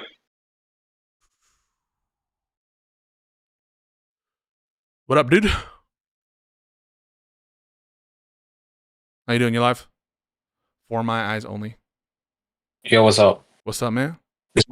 Is my audio good or no? Yeah, it's good. All right, so I just had a couple questions. Hit me. I just want to preface this and say that like I'm not I only started watching Ethan like recently, so I'm like 21. So it's not like I've like watched him since I was like a kid or anything like that. Yeah. So it's not like I only recently started watching because he started hopping back, or he hopped into politics and stuff. Mhm. So it was just more interesting. So, and he's kind of funny, so it was pretty funny. So I just I don't really have a strong case on this. I just have some questions. Is that okay? Yeah, hit me. All right. So are you aware of like the cruel like the cruel world happy mind situation that happened with Ethan Klein or no? No. I don't know. Okay, so like a quick summary. Yeah. Okay, so Cruel World Happy Mind is a YouTube she does the essays, YouTube video essays, and she released a 3-hour video where she sourced like Snark consistently. She stated that Ethan like misused his audience's donations for his copyright case. She even stated his wife's clothing line was like childlike and interesting. So it was like it was pretty clear that she was insinuating that it was like pedophile like. And after and Ethan reacted to this video, and then after they criticized the video, they invited her for a convo, and they pretty much handed her with kid gloves.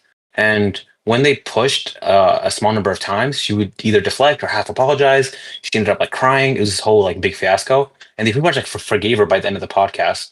And was then this she continued. like recent or something? Yeah. Okay. Probably within like the last like 2 months. He still goes after her like in like the recent VOD today, where he talked about the lawsuit. Okay. So I just wanted to make the case that, do you think it's plausible that like Ethan and his wife are very forgiving? Because like they even forgave like Keemstar even after all those years of like turmoil, and even Keemstar accused Ethan of misusing the donation funds for his copyright case. And like, how possible do you think it is that Ethan both genuinely wants? I wrote this question in chat, but you didn't answer, so I might as well say it again. How possible do you think it is that Ethan both genuinely wants to set a precedent, but also go after malicious creators, and that he has only settled in this specific case due to a genuine apology and attraction made behind closed doors by Casey Tron?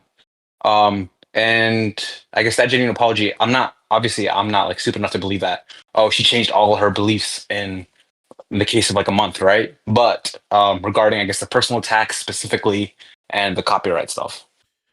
You're asking me how plausible is it that I think the first thing you say is like in general he is forgiving as a person. It reminds me of that Star Wars scene. Yeah, like the Emperor is more forgiving. I don't have very strong views on that. I understand that he did like forgive Keemstar. I think that he has had different back and forth where he's stepped down from like the most intense positions. That's my general impression, but I don't really have a strong view on whether he's generally forgiving. Maybe I'm not sure. I know that he's on the outs with his brother-in-law that came to my attention or something, but I don't really know a lot about that drama. And yeah, so like I don't have strong views on that. You're asking, is it plausible that there are things that Casey Tron might have said behind closed doors that assuaged him? Yeah, I do think that that's plausible, and I do think that he might have forgiven her, and they might have had like a good resolution to things. That is potentially plausible to me, but it's plausible insofar as it sort of coheres with the motivation of what I think was behind these lawsuits, which is to get apologies on the record, to get personal vindication, and not for anything else, not for the purpose of the React community. So what you're saying to me is not implausible. It's not implausible that he was assuaged because he felt bad about the family. It's not implausible to me that he wanted just to have someone apologize and recognize that it was wrong to do whatever it was. but it doesn't really feel, and you tell me if you agree, do you think that the apology he wants is about the infringement? Let me think. No, probably not. Yes, Because that's the point, right? Like from Mike's, yeah. Yeah, so he's mad. He's not mad about the infringement, guys. And everyone, this is a legal hook to press other. Now, it doesn't make it invalid. I don't see that there's a legal bar to bring in the claim for those purposes, because there is a genuine case of infringement here. But no one seriously thinks that the apology, that the real apology that he's wanting from Casey Tron and the other people is, sorry, we infringed your video. It's just if you buy that, like, I don't even know what. So yeah, I do buy that there are ways in which he genuinely could have felt bad about her circumstances, or that she could have genuinely apologized. I don't know why. Like, did she call CPS on him? What's the evidence of that? Did she snarked him or something? She talked shit about his views? I mean, like, I don't know specifically about the Casey Tron but I do know that like Denims was pretty involved with like the Snark stuff. I think the Casey Tron specifically with Snark, because I think his real focus is specifically on the Snark case. Yeah, that's what I mean. It's not about infringement, and we should not pretend it's about copyright law. It's not about copyright law. Would you change your mind if Ethan continued the other two cases, like to judgment? Like if No. he continued them all the way? No. Why not? Why would it? I mean, would it not satisfy your like what you're claiming? I don't think that it like if he continues it all.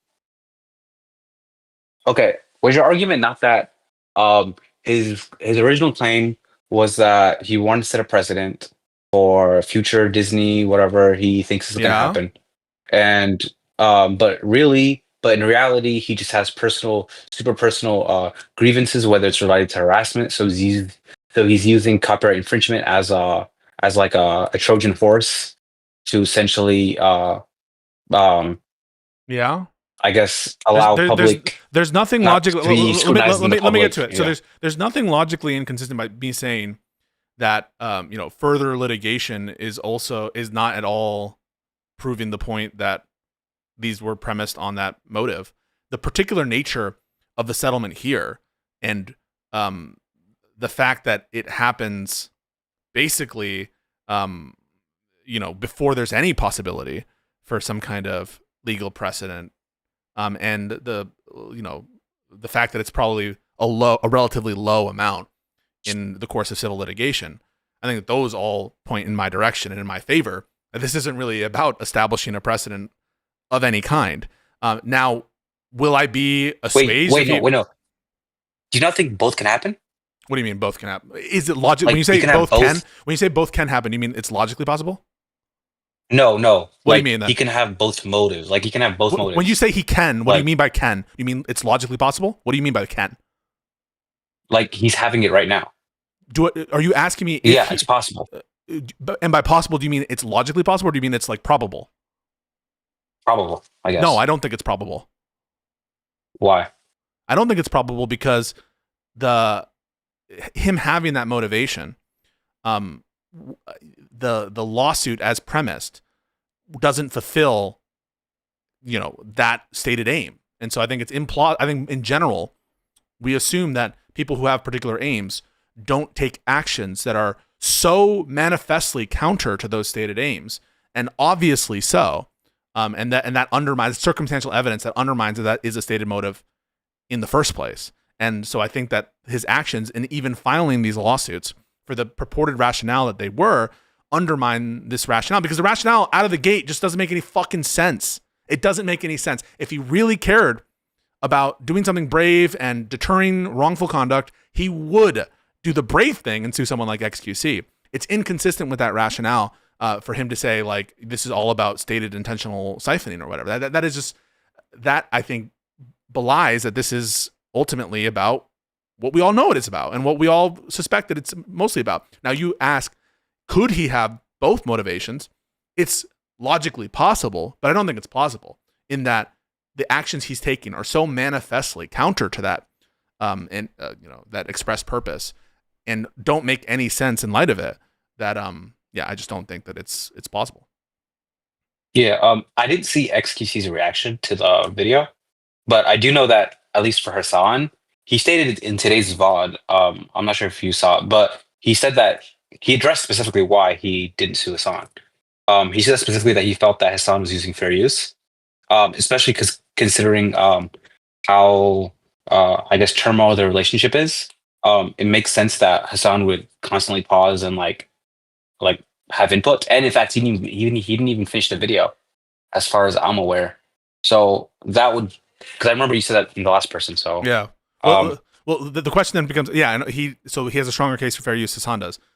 If Hassan had done a chair react and hadn't had a stated malice or whatever, what are the odds you think Ethan would sue Hassan? We say 100%. Hassan, Yeah, if Hassan just yes. played right, and 100%. So that Probably, tells yeah. you, right? That tells you that what's really doing the business here isn't stated intentional malice. By the way, I intentional agree malice. with his original video. Okay. Wait, what part? I agree. I agree with you about his original video. In what Yes, sense? I agree with you about his original video about That how he's lying? No, not lying. I don't know. I don't look You don't at think he's Ethan as a lying? liar. No, I don't think he's lying.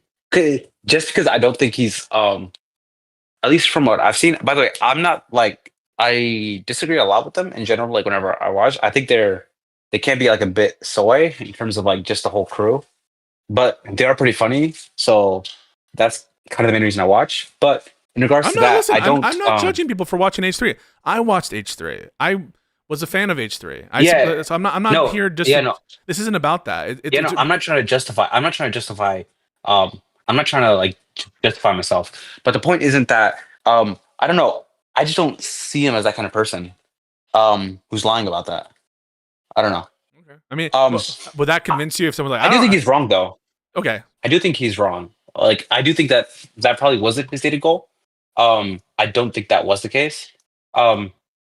Yeah. The reason why I think it's a lie is just like, think about the mindset of someone who'd be like, maybe he's convincing himself, maybe he's genuinely convincing himself that this is in the best interest, but it feels so loose. And this guy does have a more sophisticated understanding of fair use than the average streamer. I'll grant him that. But really, to have to like to craft the narrative, sort of with the mindset of I don't want to be criticized, which I think is the most likely mindset, and I feel I need to like rebut this accusation, suggests to me that he had to think about it a little bit, that he is being unfair, that he is being too litigious, that he's not being even-handed. This kind of pre-butting that statement, to me, suggests a more deliberate mind, a more thoughtful and crafting. And even also, by the way, how he sells this whole thing as he orchestrated the whole thing, right? This was a trap. He said he set a trap. Those are his words, right? Yeah, that was cringe. That was so cringe. So that to me suggests like a more deliberate thought process here, and that he had time to sit and think about, how am I going to craft this video to be most effective and to give the message that I want to send. And that is why I think that he lied and wasn't just being wrong. If he's wrong, he's so diluted that it's the equivalent of lying. It's almost like an intentional, because it is really a diluted opinion to have, to think that this would in any way serve the React community to protect them from Sony and Disney. That's diluted. Okay. Well, that was pretty much it. Again, I don't have a super strong opinion on this. Well, let me ask you questions. So you think he's wrong? You think it's true? Do you think it's accurate when I say that a central theme of justification of this lawsuit in Ethan's video is protecting the React community? You think that's true? Yes or no? His original video? Oh, the classic yes or no. Yeah. Yes or no. You think his original video? Yeah. Do you think that it's not this is not a side point. It's a main justification provided in the video that this is to help the React community. You agree with that? As far as I remember, yeah. Yes. Okay. And you agree that yes. that's wrong, right? That's not true. Whether or not you think it's a lie. Okay. Then I think we're good. I think at most what we have is that I'm correct on the substance. Maybe you don't apply like kind of. I don't disagree. Okay. Yeah, I just have specific questions about like if you would change your mind specifically on, I guess I was curious on what you thought of him having both both motives in mind, like, and also if you change your mind if he actually continued, because in my opinion, he probably views Casey Tron as, I think she is the smallest out of all three creators that he is currently suing. Um, and yeah, and wait, why do you think her case is the strongest? No, I didn't say it was necessarily the strongest. I said it's stronger than Denham's because I know the Denham's Why? reaction was much more substantive, and the objective. It's an objective analysis into, at least with respect to the content nuke, and with respect to the second video, it's on no worse terms than Casey Tron, who essentially did very very very very very very little. Denham's is much more substantive in the reactions. So that's what matters, is the objective analysis of the things you're doing. How much time is spent on this versus that? How much transformative, aspect? What are you doing in the eyes of the viewer, right? Not just your subjective intent there. So I don't think it's even like hard to just like. I think that Denham's has a much better case of fair use than XQC does. But people cling to this. But technically, XQC didn't say this magic word. And this magic word, that's what guides the fair use analysis. They're deluded. They're deluded people. They don't understand, and because they haven't read. What's the magic word? The magic word being, follow my channel, watch it here and not there. Those are the magic words that all of a sudden make Denham's. Wait, or whatever she said. do you not? She said something to that effect. Wait, do you not believe that? Yeah. Do I not believe what? Sorry. I think there's a lie. Wait, like, do you not believe that changes stuff? Like someone specifically stating out their intent? I think I've made this point sufficiently clear, and I don't know if you hear me. I do not think it's relevant to the fair use analysis, and it's clearly not relevant to the infringement analysis. Infringement is a strict liability violation, so it doesn't rely on intent or subjective motivation. And I see. The Supreme Court of the United States, in a recent case called Warhol, there used to be a little tiny bit of a circuit split where courts for the fair use analysis were considering good faith, bad faith. They were some of them were leaning toward. It was never dispositive in that no case relied solely on good faith, bad faith for the small collection of courts that would consider it. But the Supreme Court put that to bed in Warhol. They said this is objective analysis, at least for the first factor. The first factor is transformativeness. For the other factors, they're all objective, right?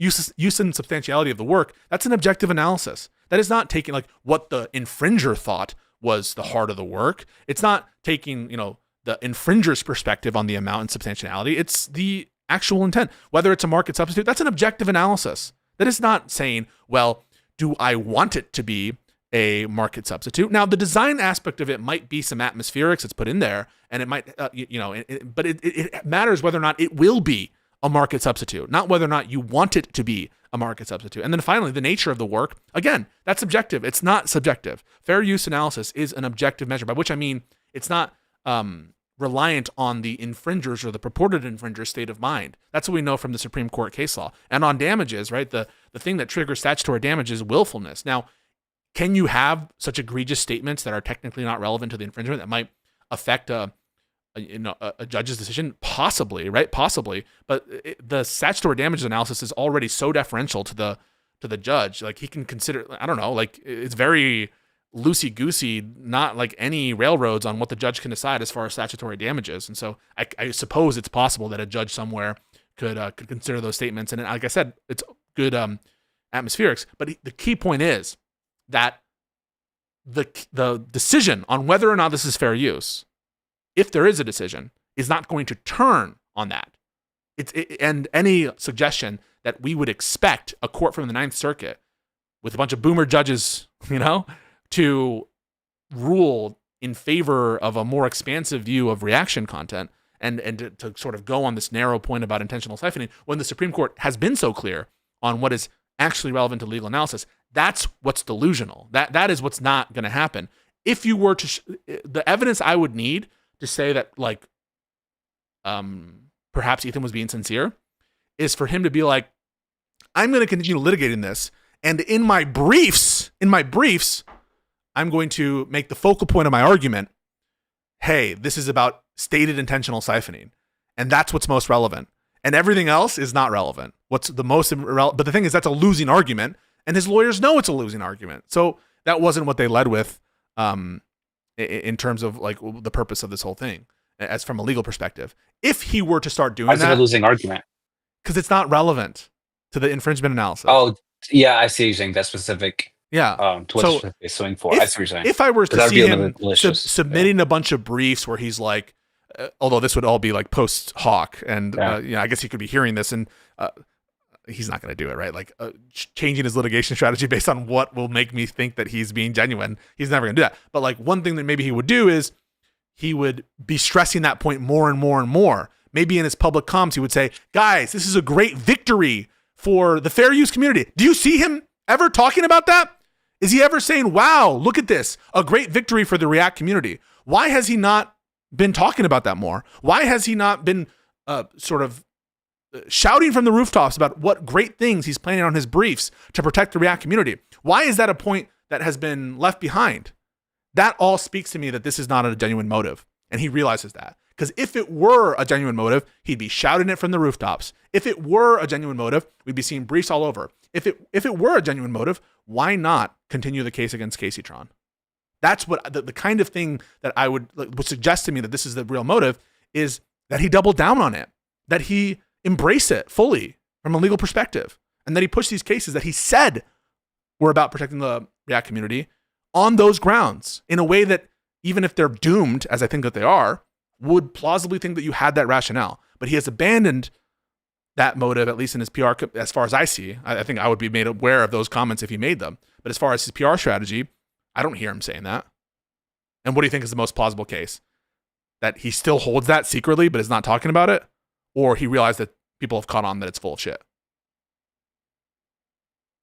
I mean, I don't know if you realize people got caught on, because you're the only person I see talking about it. So I'm guessing it's probably because even the people who originally, by the way, yeah, you've convinced me. You have convinced me. But I do want to say that, yeah, I don't think anybody else is criticizing him for this. So I don't think it's that. Yeah, because they're scared. Maybe I think a lot of them are scared because I don't know if they're scared. When you criticize, no, I'll tell you, like, I think that there is a pressure to not be criticized for like criticizing Ethan. And people will recognize that pressure when it applies to Hassan. People will say, oh, they're scared of criticizing Hassan. You've heard this, right? I think what pressures are not to criticize Ethan? That if you say something negative about this lawsuit, they'll be like, oh, what? You support communism? You support these people who are CPS calling? You support bad empanada? That's what you get in response. And I think that it's not worth the trouble because all of these people will, which I think are bad faith people who don't actually care to listen to what you're saying, will come in like review bomb your videos, shit like that. Like that happened to my videos on that, and then people get angry about it. And listen, that happens on the other side too. The lefties do that all the time, and people recognize that there. So they should be wise about it here. Like I think that there is a reluctance to get in the weeds on this stuff, and it was really just, it was not my purpose to set out to fuck with like Ethan or anything. Like my editor said react to this shit, like I was like, oh, okay, fuck, and I reacted in real time to it, and that's what happened. And I made a comment like, this doesn't seem real at all, man. And I never heard the fucking end of it. And so when people keep pushing, I'm going to push back, and especially when we have updates that I think make my case more plausible. And no one has explained why this settlement makes my case less plausible, because of course it doesn't. Yeah, no, I agree. Even when I saw your tweet earlier, popped on my timeline, and I was like, oh my God, because you were getting ratioed after every play. I was like, oh my God, there's no way they're making these arguments. Because I understood your argument. I just had specific questions about, I guess, his motives. We thought about them. I also had another question, just off topic. So in that video, did you watch the video of the apology? Oh, no, I haven't seen it yet. That Casey Tron released? Oh, you haven't seen it? Should I watch it? Okay. Yeah, I mean, it's interesting. Is it sad? No, it's not sad. It'll probably reaffirm everything that you believe. It will reaffirm everything you believe. So you should should watch it. But in that, I don't want to spoil it. But one of the things that she says is that she promises. I don't know if promises is the right word, but she says she will, in any future cases, testify under oath. Is that like actually a stipulation you can put in? As an agreement? Yeah, sure. And I guess, yeah. A settlement is just a contract, right? So a settlement is just a contract between two parties. And so you can agree to testify. I just like, that just seems like red meat though, because what the fuck is Casey Chung going to say about the other infringers? Maybe she had some communications with the Redditors or something where she communicated, but okay, so that would be helpful for those, the secondary liability case against the Redditors. But again, that's not protecting the React community. That's going against secondary infringers. And it's not affecting the Sony or Disney model. Like, that's so stupid to think. Like, I grant that maybe she has some relevant testimony to the Redditors to the extent that she engaged with them or they coordinated this strategy, and maybe Reddit's involved and Reddit's going to come down. I'm not saying that stuff is impossible. But what I'm saying is it doesn't relate to the initial pitch, which was this relates to ReactGate and this relates to Sony and Disney. That's where there's a lack of coherence. There's a lack of, it's not adding up. So yeah, she can agree to testify on that stuff. I don't see how it's relevant to the principal infringement cases. Maybe it's relevant to the secondary infringement case, but even there, it's like it's not doing the work that people want it to do, which is to make Ethan's initial rationale make sense, but it doesn't. Okay. And if you were a betting man, what odds would you give that counterpoints comes out as a Democrat in like the next 5 years or something? 0.05%. Next 10 years, 1%. I don't know, 5-10 years. 1%. Okay. Yeah. Really? Even by the end of like Trump's presidency? Let's say it gets like way more insane than it is now. I think that the label has become it's like familiar, and it's something that comforts him. It's part of his identity. I think it's hard to let go. Even when the label ceases to, it would be like let's say you identified your entire life as an Eagles fan or something, and then the Eagles goes defunct, or the Eagles become the Philadelphia Nazis. You're always an Eagles fan because right? they are Democrat. Yeah. So it kind of does. I don't think it's really related to his actual ambitions within the Republican Party, because he has to know that those are doomed efforts to try to moderate on the level that he wants. But then sometimes I get like mixed messages where he's like okay with Yarvanite influence in the Republican Party and some of these tech bros because they're former Marines. Yeah, that was insane. It just seems a little incoherent, this whole thing that he set up for himself, and I don't really truly understand it. He's an enigma to me. A lot of it does seem like vibes.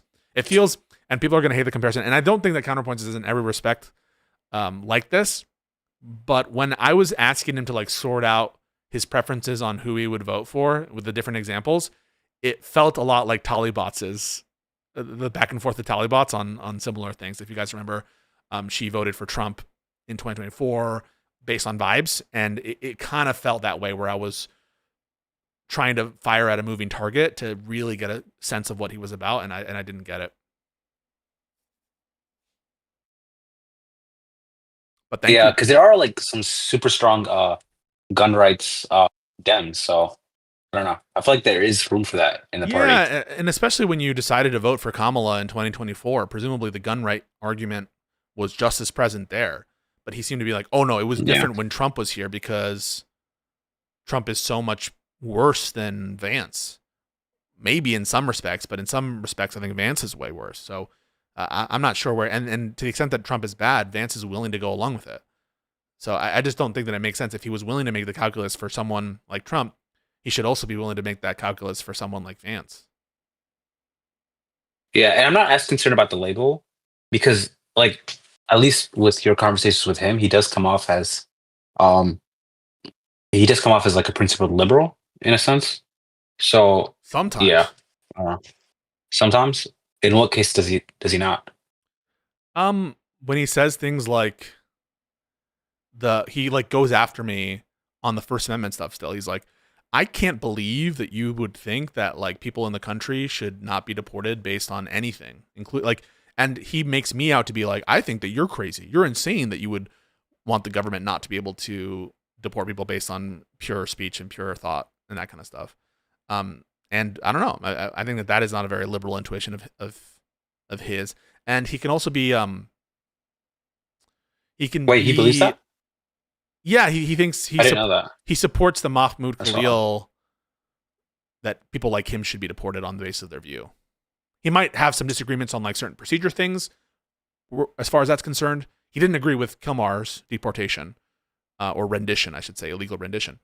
But he did in principle agree that people like Mahmoud Khalil should be deported.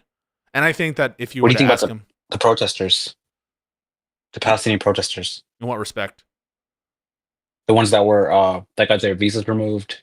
yeah, it's fucked up. Uh, no, like, did he think? What do you think about that? Yeah, he thought that was Did you fine. make that argument? Maybe. Oh yeah, he thought it was Oh, he thought fine. it was fine. Okay, Yeah, yeah, that is wild. Okay, yeah.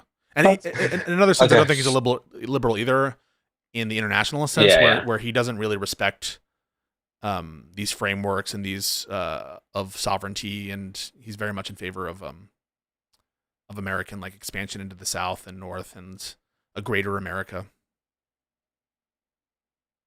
All right. Well, that was pretty much it. And keep killing it on Live and Appreciate it. Learn.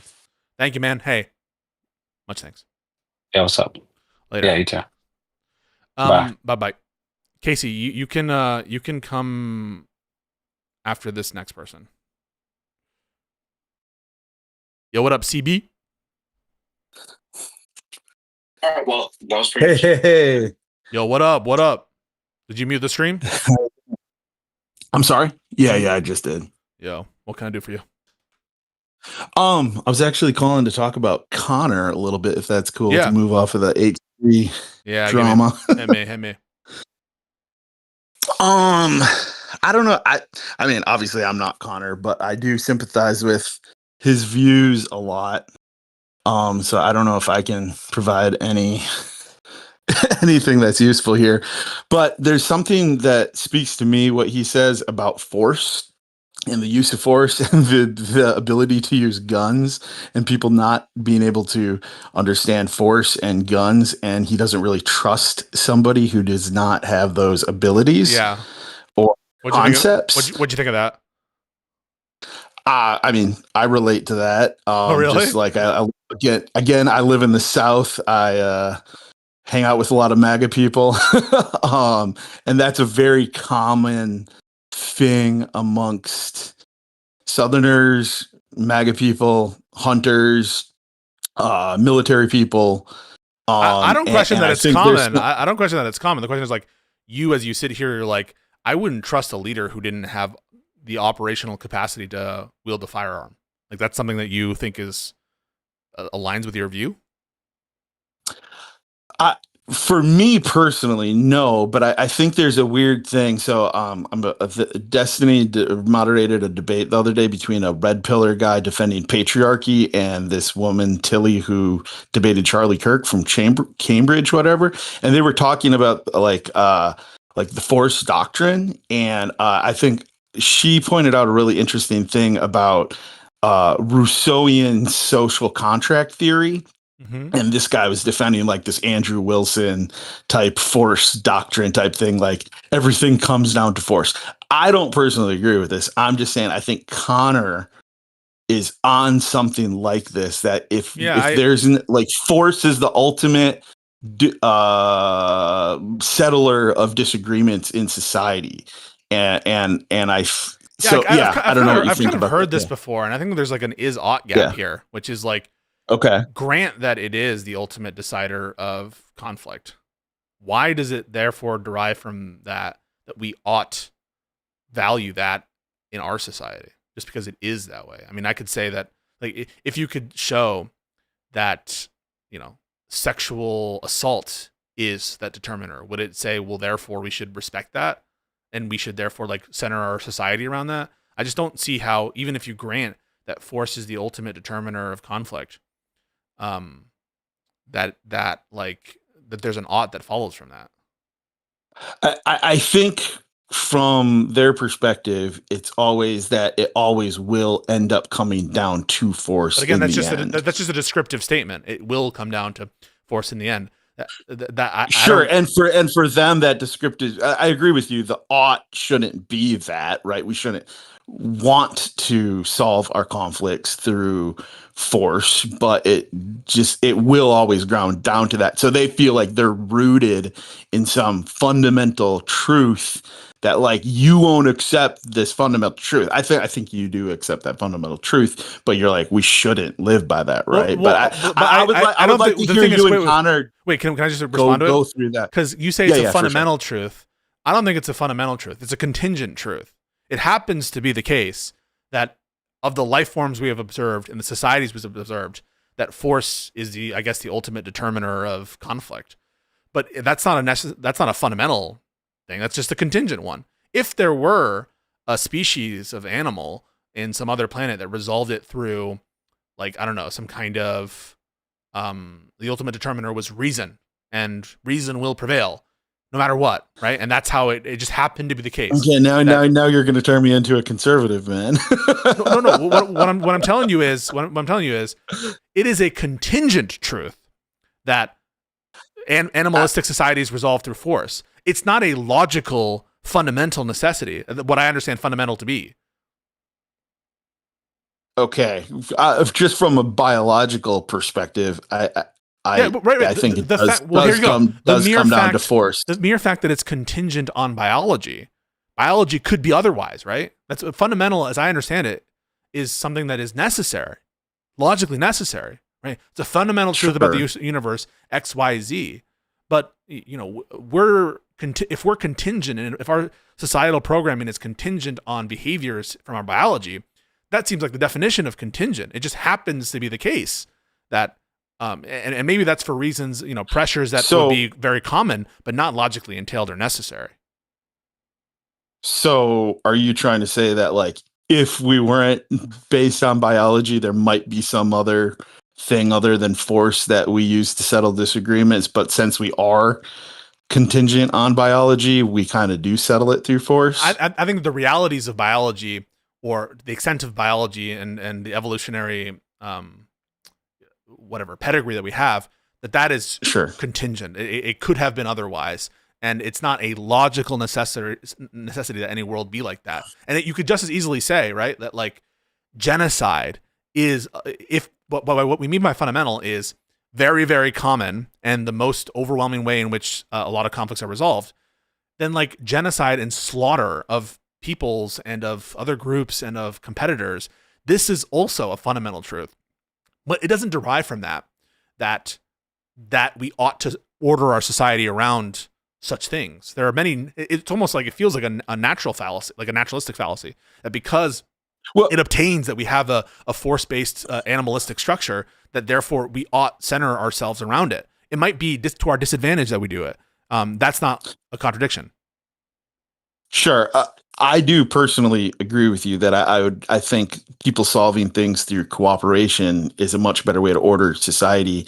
And I mean, we only have 1 million police officers in America. We have 40 million people, right? There's not a police officer to govern every conflict, right? We govern conflict by cooperation and morals that we agree upon, social contract theory, right? I think that's how we actually order society. I'm just saying, personally, I would appreciate, not that you have to do what I want about the force thing. I think it would be I think it would be interesting if you and Connor got into a really a deeper philosophical argument about this. Yeah, I don't think I'm capable of arguing that, but I think that's where he's kind of grounding out. That's where he, like, the people who are like, oh, we're all blank slates, we're all anything, and Connor's like, bro, no, shit's like down and dirty.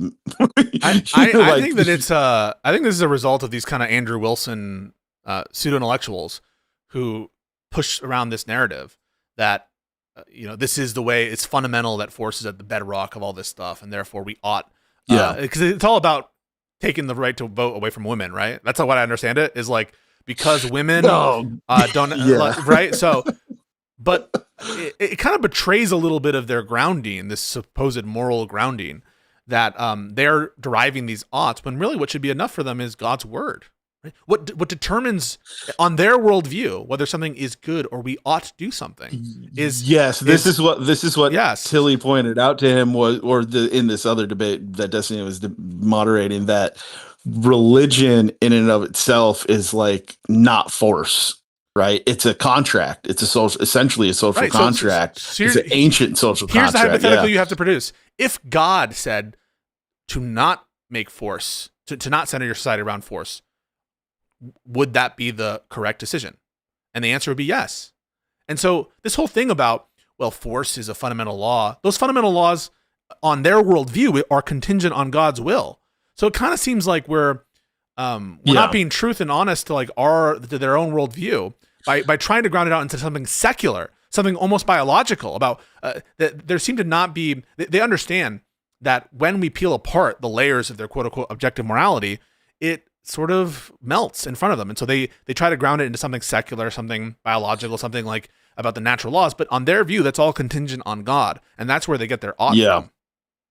100%. But if that follows, that's if it follows that anything that's natural is God's will, in accordance with God's will, then all sorts of horrific things are going to be considered in accordance with God's will, including like homosexual intercourse, including rape, including all manner of perversions that they would say are not, right? Like this is all, it's when you really just push like, wait, why do you think that we ought adhere to this standard separate from God, unless you think that the standard is ordained by God? But in virtue of what do you think that this force guideline or this force law is itself an extension of God's will, other than the fact that it merely exists, and because God is omnipotent, but that just kind of repeats the problem of evil. And so if everything that's actualized in the real world is in essence a function of God's will, then we lived in the best of all possible worlds and there is no evil. So all I'm saying is, it exposes when you push on this force point where they're coming from when they try to do the is-ought gap. It actually is a more challenging, or there's a potential for a more challenging critique of their entire worldview, which is something I am interested in, and I would be happy to debate with Andrew at some point, or with Connor. Yeah, I mean, Andrew, I don't know if that's worth it, honestly. Connor is much more worth it because I think he does ground out on that. That's pretty much all I wanted to say. Yeah. I appreciate what you do. I think that would be really cool. There's another guy in the waiting who seems really Casey. Mad too. Yeah, we'll do Casey and Newspin. Yeah, he's okay. Have a good one. If he's too drunk though, we're gonna cut him out pretty soon. But thank you. Oh shit. Okay, have a good one, brother. Later. Bye. I like our callers today. Like more reasonable set of callers, I would say. It helps that they have been agreeing with me. Hey. How many drinks? One or two. You're like the guy who gets pulled over by the cop. Oh, just one drink. Fuck, dude, I can't say one. It has to be two. They're not gonna believe. What seems to be the officer problem? Shut the fuck up. Shut up. Come on, I haven't been on it so long. You guys gonna bust my balls like this? Oh my god, wait. There was. Yeah, wait. There's an echo. Why the fuck am I an echo? Wait. No, echo. Wait, let me get out of this thing. There shouldn't be an echo. No one's hearing an echo on our side. Oh. You have the fucking stream on, you drunk asshole. I'm not drunk, God. Sorry. I am an asshole though, but yeah. All right, nah.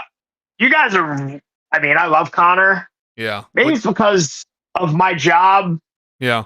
Trying to get the vote out, trying to work with people on a basic level, but wildly overthinking my boy Connor here. He's just a average red-blooded American who just wants good governments to be left alone, and he loves his guns.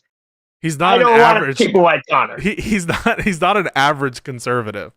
He's a highly like a particular conservative, a particular brand of conservative, in that he has an appreciation. Yes, he is very principled. I grew up on Long Island. I think he's not very principled. That means I have a PhD. No, I think he is very principled. That means that growing up on Long Island, all the white people that I grew up with, they're all Republicans. And for a white person to not vote Republican here is a really big fucking deal. And for somebody like Connor, who's, he talks about his mother, God bless her. She voted for Trump, but she doesn't vote anymore. His wife, I know his wife's a liberal. I'm pretty sure. She's awesome. Love her. Love them. But he is seen. He reminds me of my dad. My dad is what we call a Reagan Democrat. He voted for Bush twice, but I don't know if Connor would have voted in 2008 and 2012, but Connor might have been on board a little bit in 2016, but 2020, he's been a straight Democrat ever since. The amount of people that I know that are white, not maybe older than him, but also the same age as him, who are white, conservative leaning men who are family men, who go to church, who work hard, just want their taxes lowered, all that stuff, love their guns, who are also voting Democrat now, like, y'all overthinking it. It is the decadence, the degenerate decadence of Trump and Trumpism that's turned this off from him. And it's the fact that, like, these guys these are the type of people that will judge a politician if, they're sleeping on the side. Yeah, I don't know. And What, are you trying to defend him from something? From me? no, I'm trying to tell you that Connor's what we call basically a Biden Democrat now. After 2020, I call him a Biden Democrat. Simple as. That's my thesis. Yeah, if you want me to do it, my issue is I thought he was getting there, but then he's saying a couple weird things. he's there. Well, one is Fuck those weird things. Don't even trip. Then you think that Judging by what he does in the poll. Listen.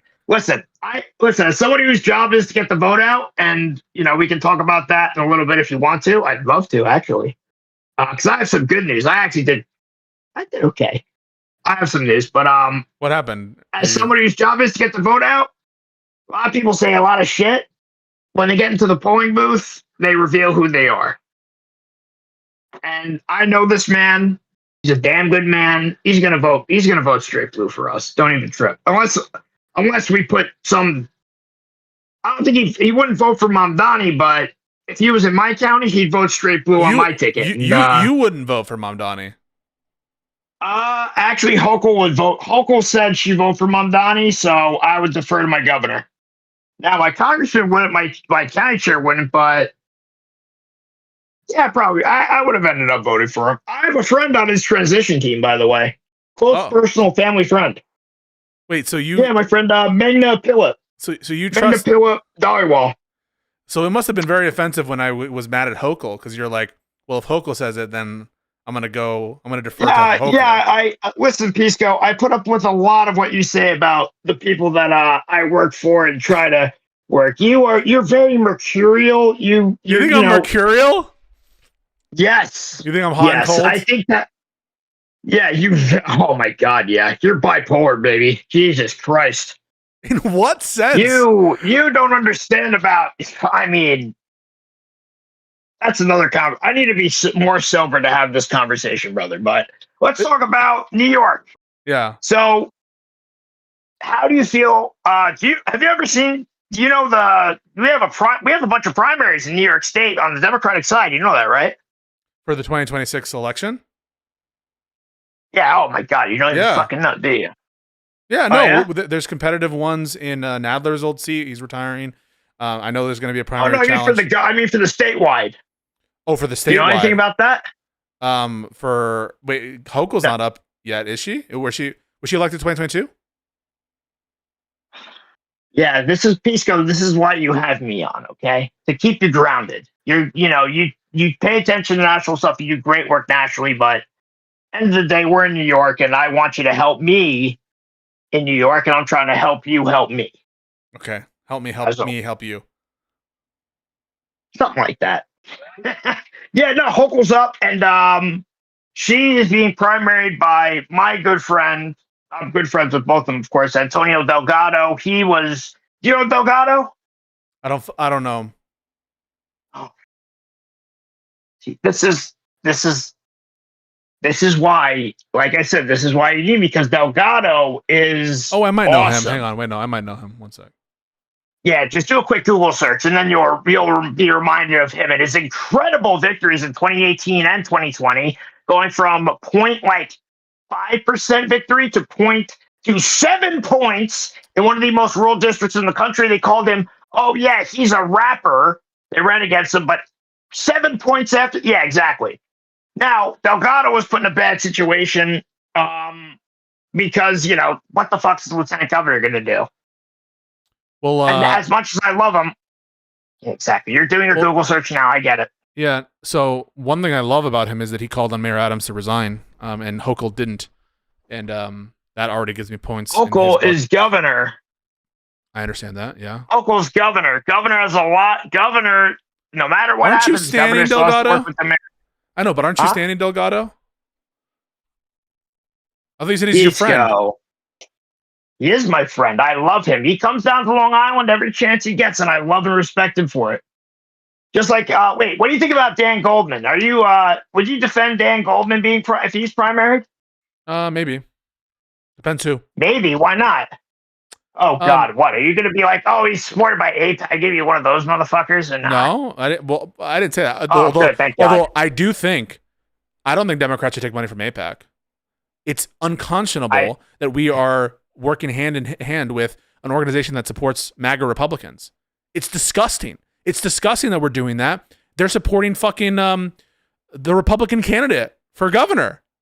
They're supporting. Wait, what about what's her name? Fucking this AIPAC as a Stefanik. Wait, no. Well, there's Stefanik. two people. There might be. There's Stefanik, and there also might be Bruce Wakeman. Yeah, I have friends that work in AIPAC. Why? Whoa, let's not get into it. I'm just saying, I have friends that work at AIPAC. We'll talk about that next time. No. I'm going to talk like about. I said, I'm setting up the agenda. I'm just okay, but I want to make my point on it. Fuck AIPAC. If you are funding MAGA, 80% of them are Democrats. I don't give a shit. 80% of them are Democrats. I don't give a shit. If you are funding MAGA Republicans to destroy my country, fuck you. Democrats should not be taking any AIPAC money whatsoever. I don't want any association. Be taking money from Qatar and from Saudi Arabia either. Well, but they do. We do. Well, first of all, the whole money, the thing is. The whole like wink of AIPAC is it's not money directly from a foreign source. This is supposed to be a domestic lobbying organization on behalf of Americans, and that think that like the future with Israel is good for Americans. And so just put aside. Yes, and so is every.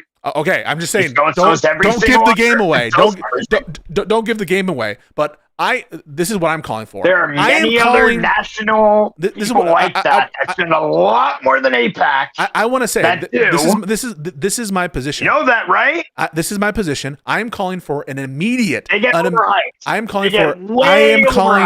I am calling for all Democrats to immediately cease all AIPAC funding until and unless AIPAC stops funding MAGA Republican traitors who want to destroy this country. If they want to have a good if they want to have a good Israel-American relationship with the Democratic Party, they should start by not funding the destruction of this country by funding MAGA Republicans who want to give it away. Most of the people that I know that work with AIPAC would listen to that and be like, yeah, I hear you, we're working on it, but at the same time, if you're a member of AIPAC, it's kind of like, you know, like when someone works for a corporation and like they donate to a candidate that says, "Oh, this person works for ExxonMobil." This is a little different. This is different. This is the exact same. No, this is Pisco. Pisco. This is campaign finance. This is very, very similar. Trust me. Who are you gonna? Pisco, do you have any friends that work? Do you know anybody that works for AIPAC? I don't know anyone who works for AIPAC. You got to talk to. You got to talk to. You know our mutual friend. You remember our mutual friend, Michael? Yeah. Does he work? Dude, let's not out people's names, okay? Yes, I just said his first name. That's it. I know. We know who we're talking about. That's it. I'm preempting it. Talk to him, and he'll tell you about it. And trust me, he'll agree. And he's him and his family. They're one of the people that I'm talking about fighting on about AIPAC. But what the fuck are we talking? You ADHD motherfucker. I took Vyvanse tonight too. Shit. We were talking about New York shit. New York State. Delgado. Yeah, Delgado's listen, I love Delgado. He's got no chance. Hochul has so much more money. Hochul's got the support of everybody. The only person even when Richie Torres folded up against her, that was it. But you should support Dan Goldman. Dan Goldman, Dan Goldman came out to campaign for us, just like, wait, do you like Pat Ryan? Let me see. One second. Oh my God, you don't even know Pat. I might. This is why at the beginning of this year, I'll say you got to come down to the Young Dems gal, all that stuff. I would introduce you to all my fucking friends, but you didn't.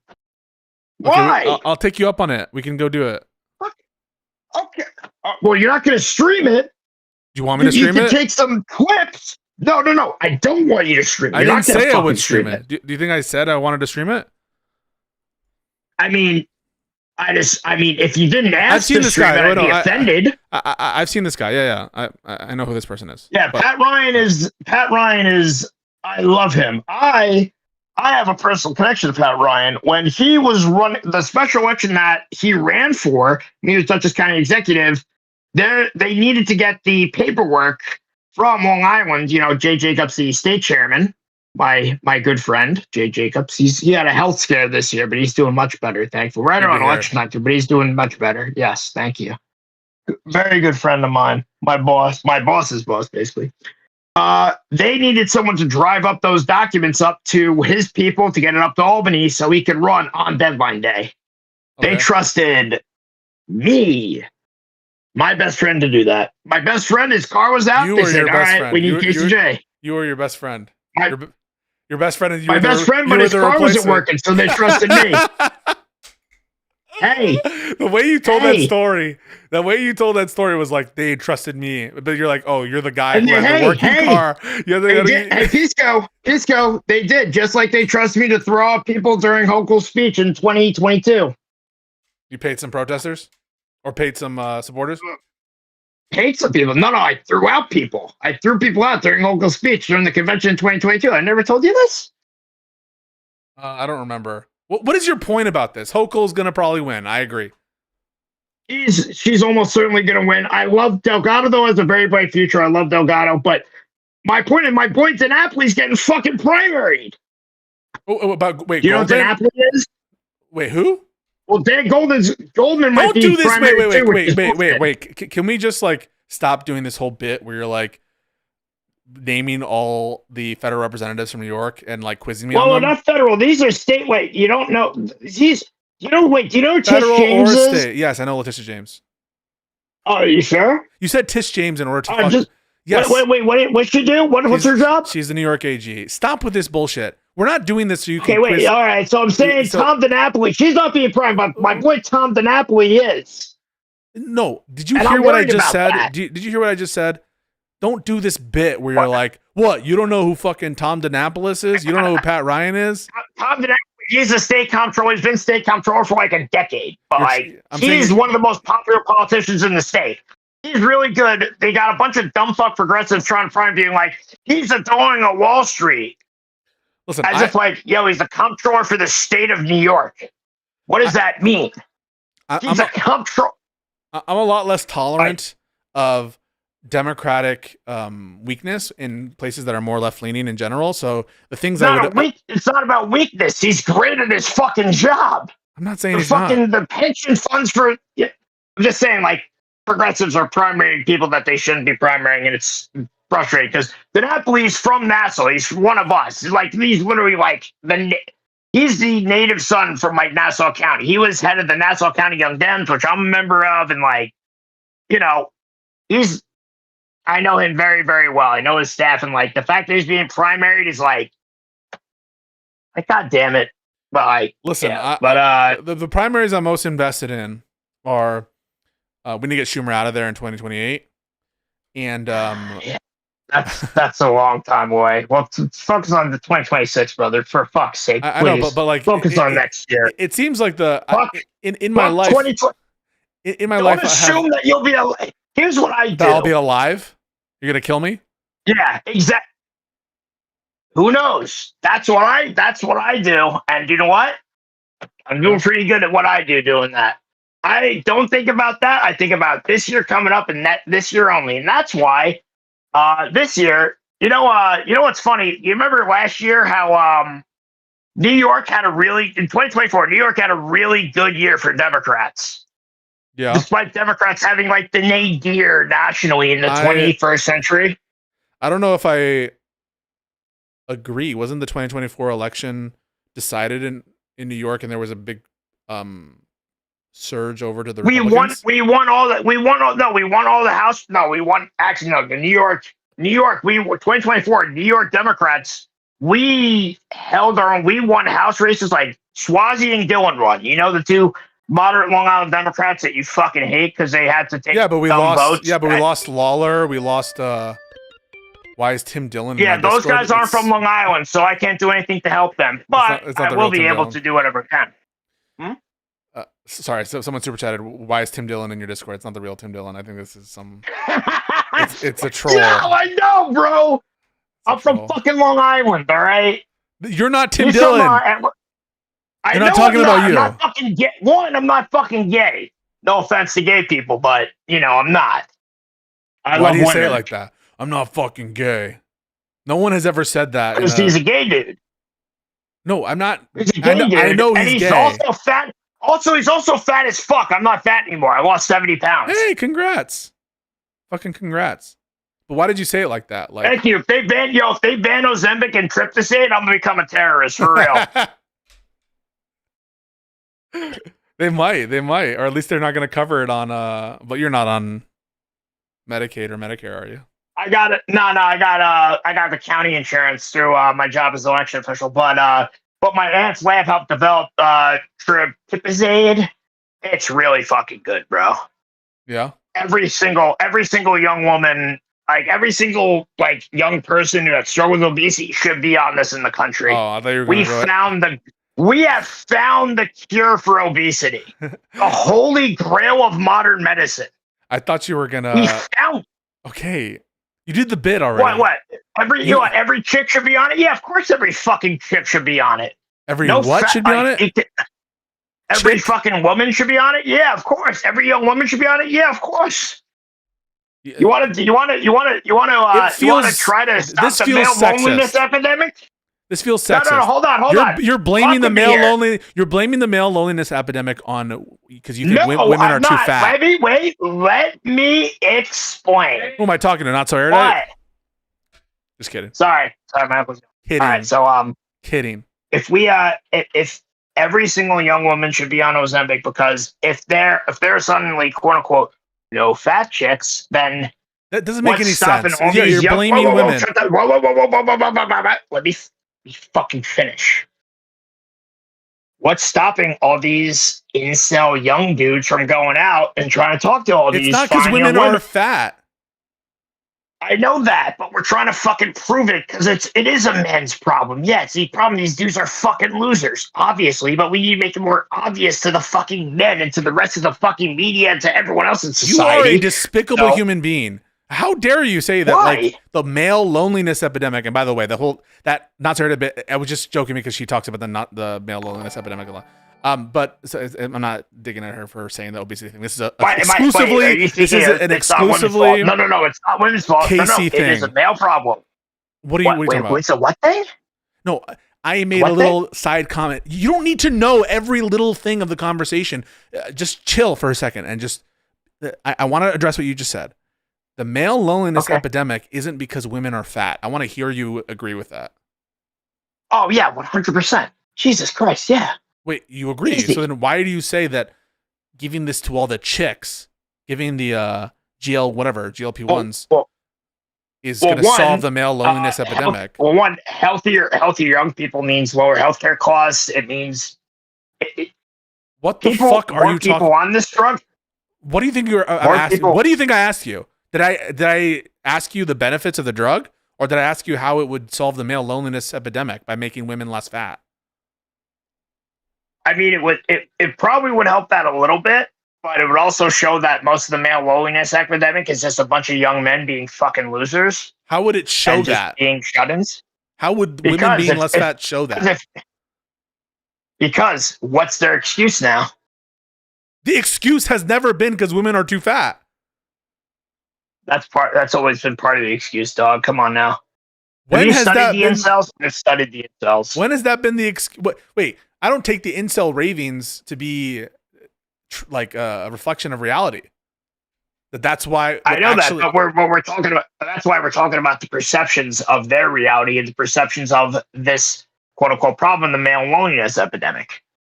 Remember, the only people that really talk about the male loneliness epidemic are incels and people that are sympathetic to incels. I'm not sympathetic to incels. These dudes are fucking You losers. brought it They up. should get their shit together. I thought you were being serious. Are you just memeing? I'm kind of memeing, but I'm also being serious that every single young person, every single person that's struggled with obesity should be on these drugs. Dude, I lost 80 pounds, man. Congrats. I was 250 last year. I'm 175. Like, they're a miracle. Yeah, but I'm just asking you about the female obesity crisis that you think is related to the male loneliness epidemic. I love women. Women are fucking great, but I mean, like, Yeah, we can take a look at the Casey Tron apology video after we do the Collins.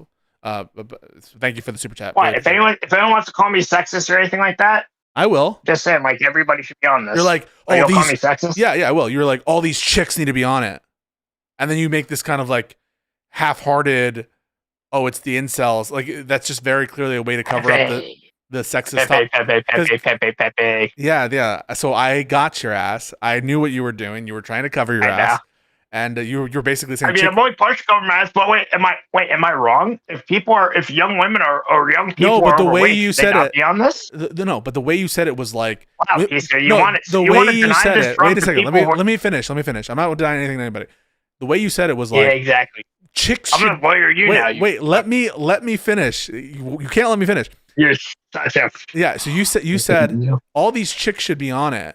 And you won't even let me have any fun. You said, because I need to show that I don't agree with this.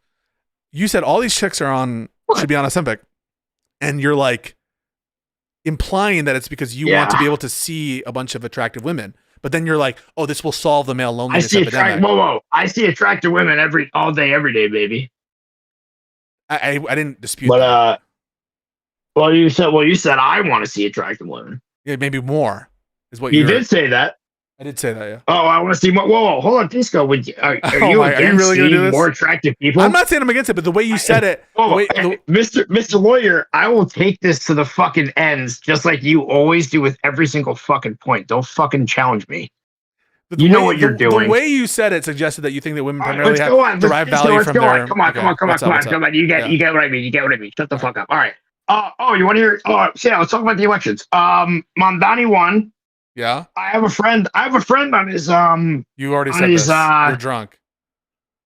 Yeah, Magna transition. Yeah, you said it. You don't need a name. I was at their wedding. You were at the wedding. How was it? I'll fucking name.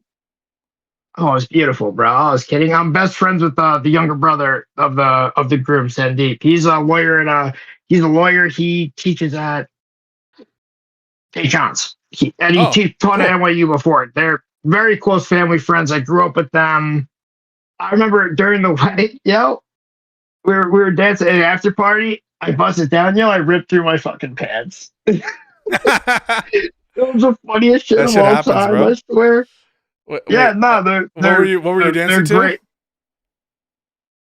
I think it was something Indian. Something Indian? Yes, it was Indian. Yeah, they're Indian. Oh.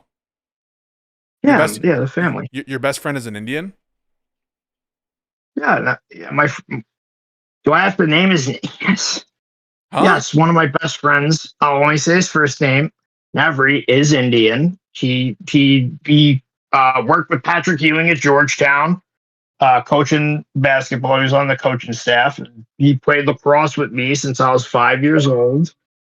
Played football with my brother. You were a lax bro? My sister was an All-American in lacrosse, right? She was a state champion. How the fuck would I know that? That your sister's anything? I didn't even know you had a fucking sister. This is news to me. Yeah. Yeah, listen, I am not only am I a lax bro, I'm a giga lax bro. I'm from fucking Farmingdale. What are you talking about? All right, wait. So, what's your point in all this? You're just giving us like your friends, you're name dropping people. You're like, I'm saying, I'm not too worried about Mamdani anymore because I have a friend. Because you were. You know what you were saying, and some of these other motherfuckers in the chat, and make yourself known. Mamdani is an anti-Semite. He's gonna round up the Jews, and he supports anti-Semitic protests. Well, hold on. Seeing how the lefties reacted to him since his election has calmed me of those once fears. Am I not allowed to change my opinion? Yes, you are. Okay, good. Thank you. Then, seeing how Neera Kiswani, that terrorist fucking bitch, seeing how she reacted. Neera Kiswani, you know what I'm talking about. Look her up on Twitter. She literally is like pro. How do you spell it? This woman is. I recognize that you said like vowels in there, but I truly don't know what you just said. Neera, I think her name is Neera Kiswani. She's from New York City. She's a lawyer. She's literally not only pro Hamas, but kill all the Jews pro Hamas level. She's a fucking freak. Neera spelled how? N. EER not like I guess like near Tannen, but near Tannen's base, and we love her. You're, We love near Tannen. uh, Kiswani, K-A Kiswani. You'll see her. She's kind of like one of the. Oh no, she's within her lifetime. Within her lifetime, head of that. She's headed within our lifetime. King what? That's within our how lifetime? Within our lifetime, that's the group. She's head of that. Within our lifetime. 1 second. Within our lifetime. Yeah. Not that that's going to happen, sadly. Since, 10-7, that shit ain't happening now, unfortunately. To the detriment of the whole world. You mean a Palestinian state? Nurdeen Kiswani. Kiswani. Yeah, that's her name. You don't like this person? That woman is evil. You said Nira. Dog, I'm drunk and she's a fucking random pro-terrorist bitch from Twitter. What the fuck do you want from me? Listen, how many names have I said that you didn't know? Now I have to know every single fucking person's name too? I don't know this name What is either. this? I'm just saying you got it wrong. I was searching Nira, and it's Nurdeen. Yeah, Nurdeen, whatever. I'm sorry. Fuck her. She makes, as somebody who has a lot of friends in the Muslim community, as someone who has fought against Muslim discrimination in the town of Oyster Bay and in Nassau County, she makes the plight of Muslim Americans much, much, much harder by being just openly pro-Islamic terrorism. She is a problem. She's horrific. Yeah, no.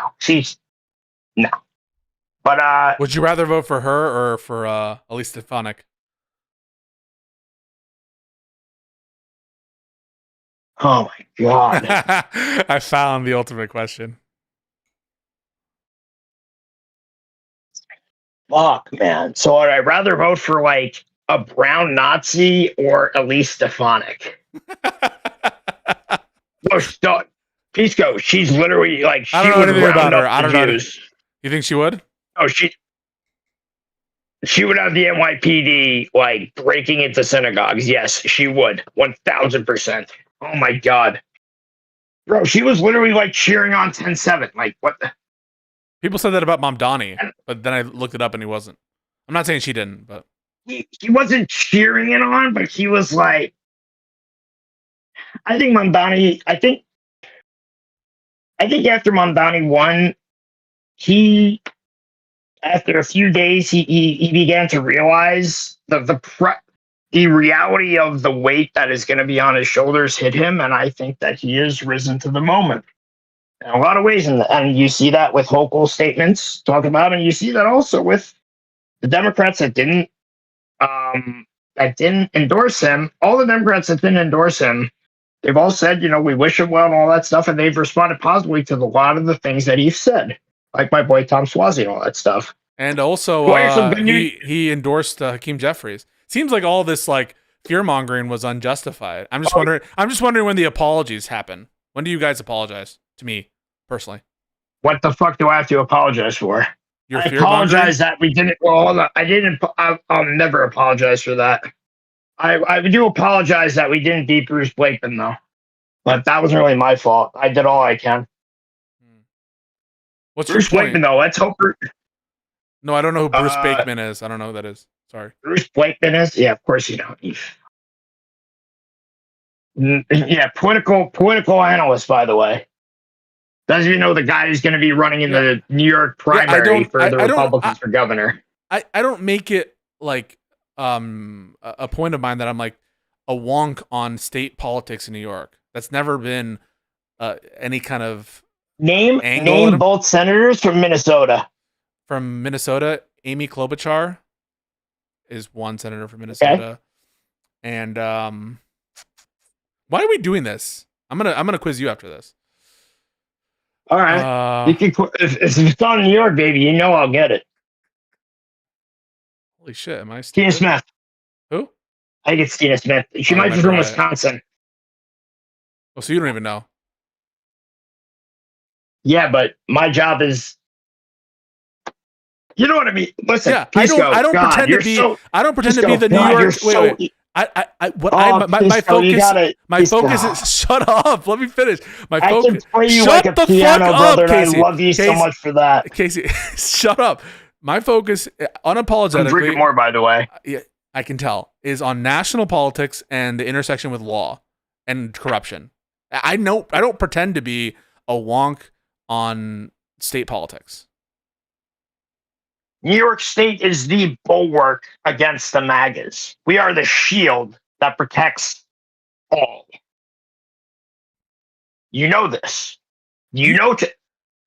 Okay. This is why I'm telling you, you gotta come to our. All right, I'll come to I your just wanted fucking to meet- thing. I just wanted to- I'll come to your thing. I just wanted to meet Tish James because Tish James, she's such a gem. I love Tish. Do you think you If get she me? comes down to, you think you get me an interview with Tish James? I won't get you an interview.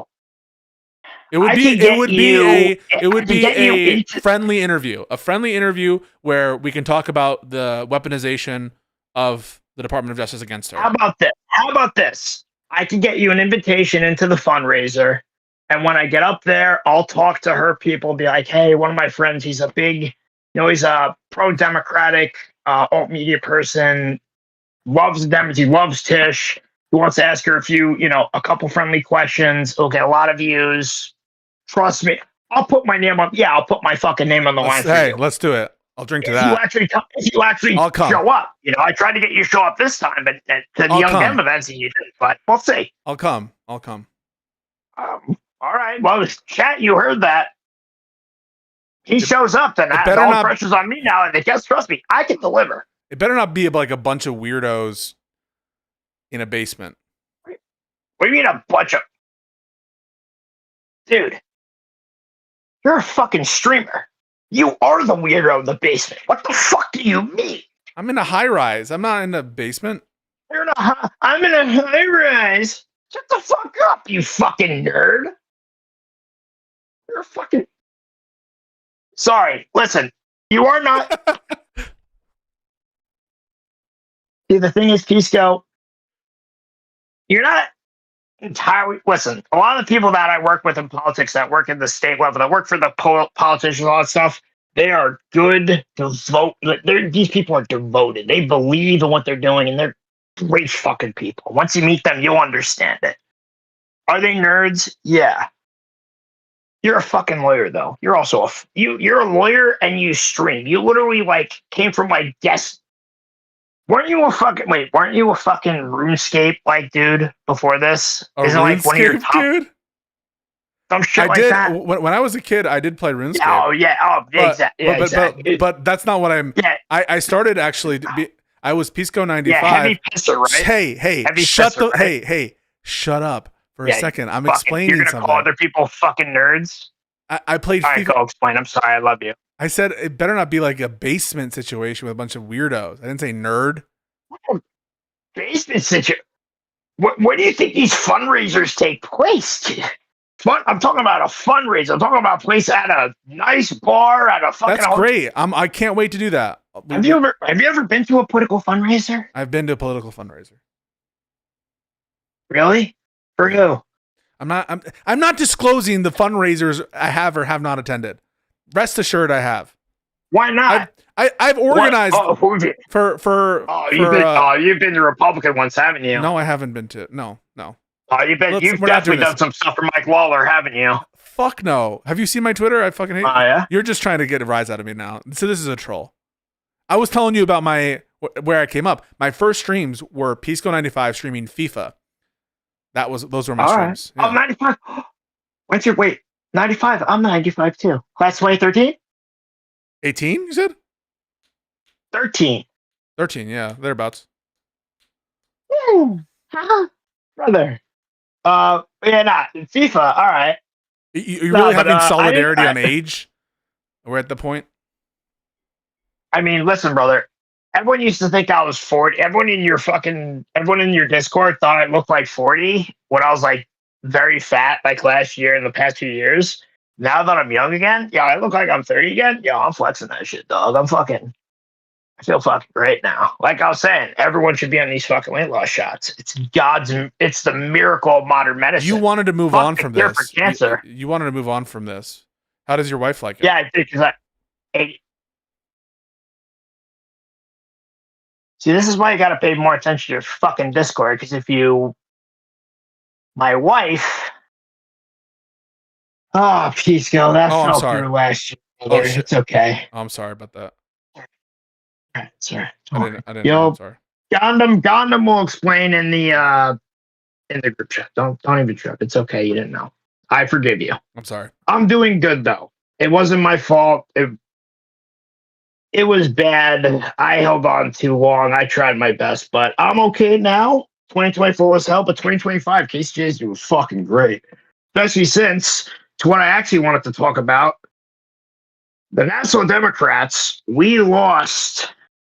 We came real pretty close in a lot of elections this year, but we lost.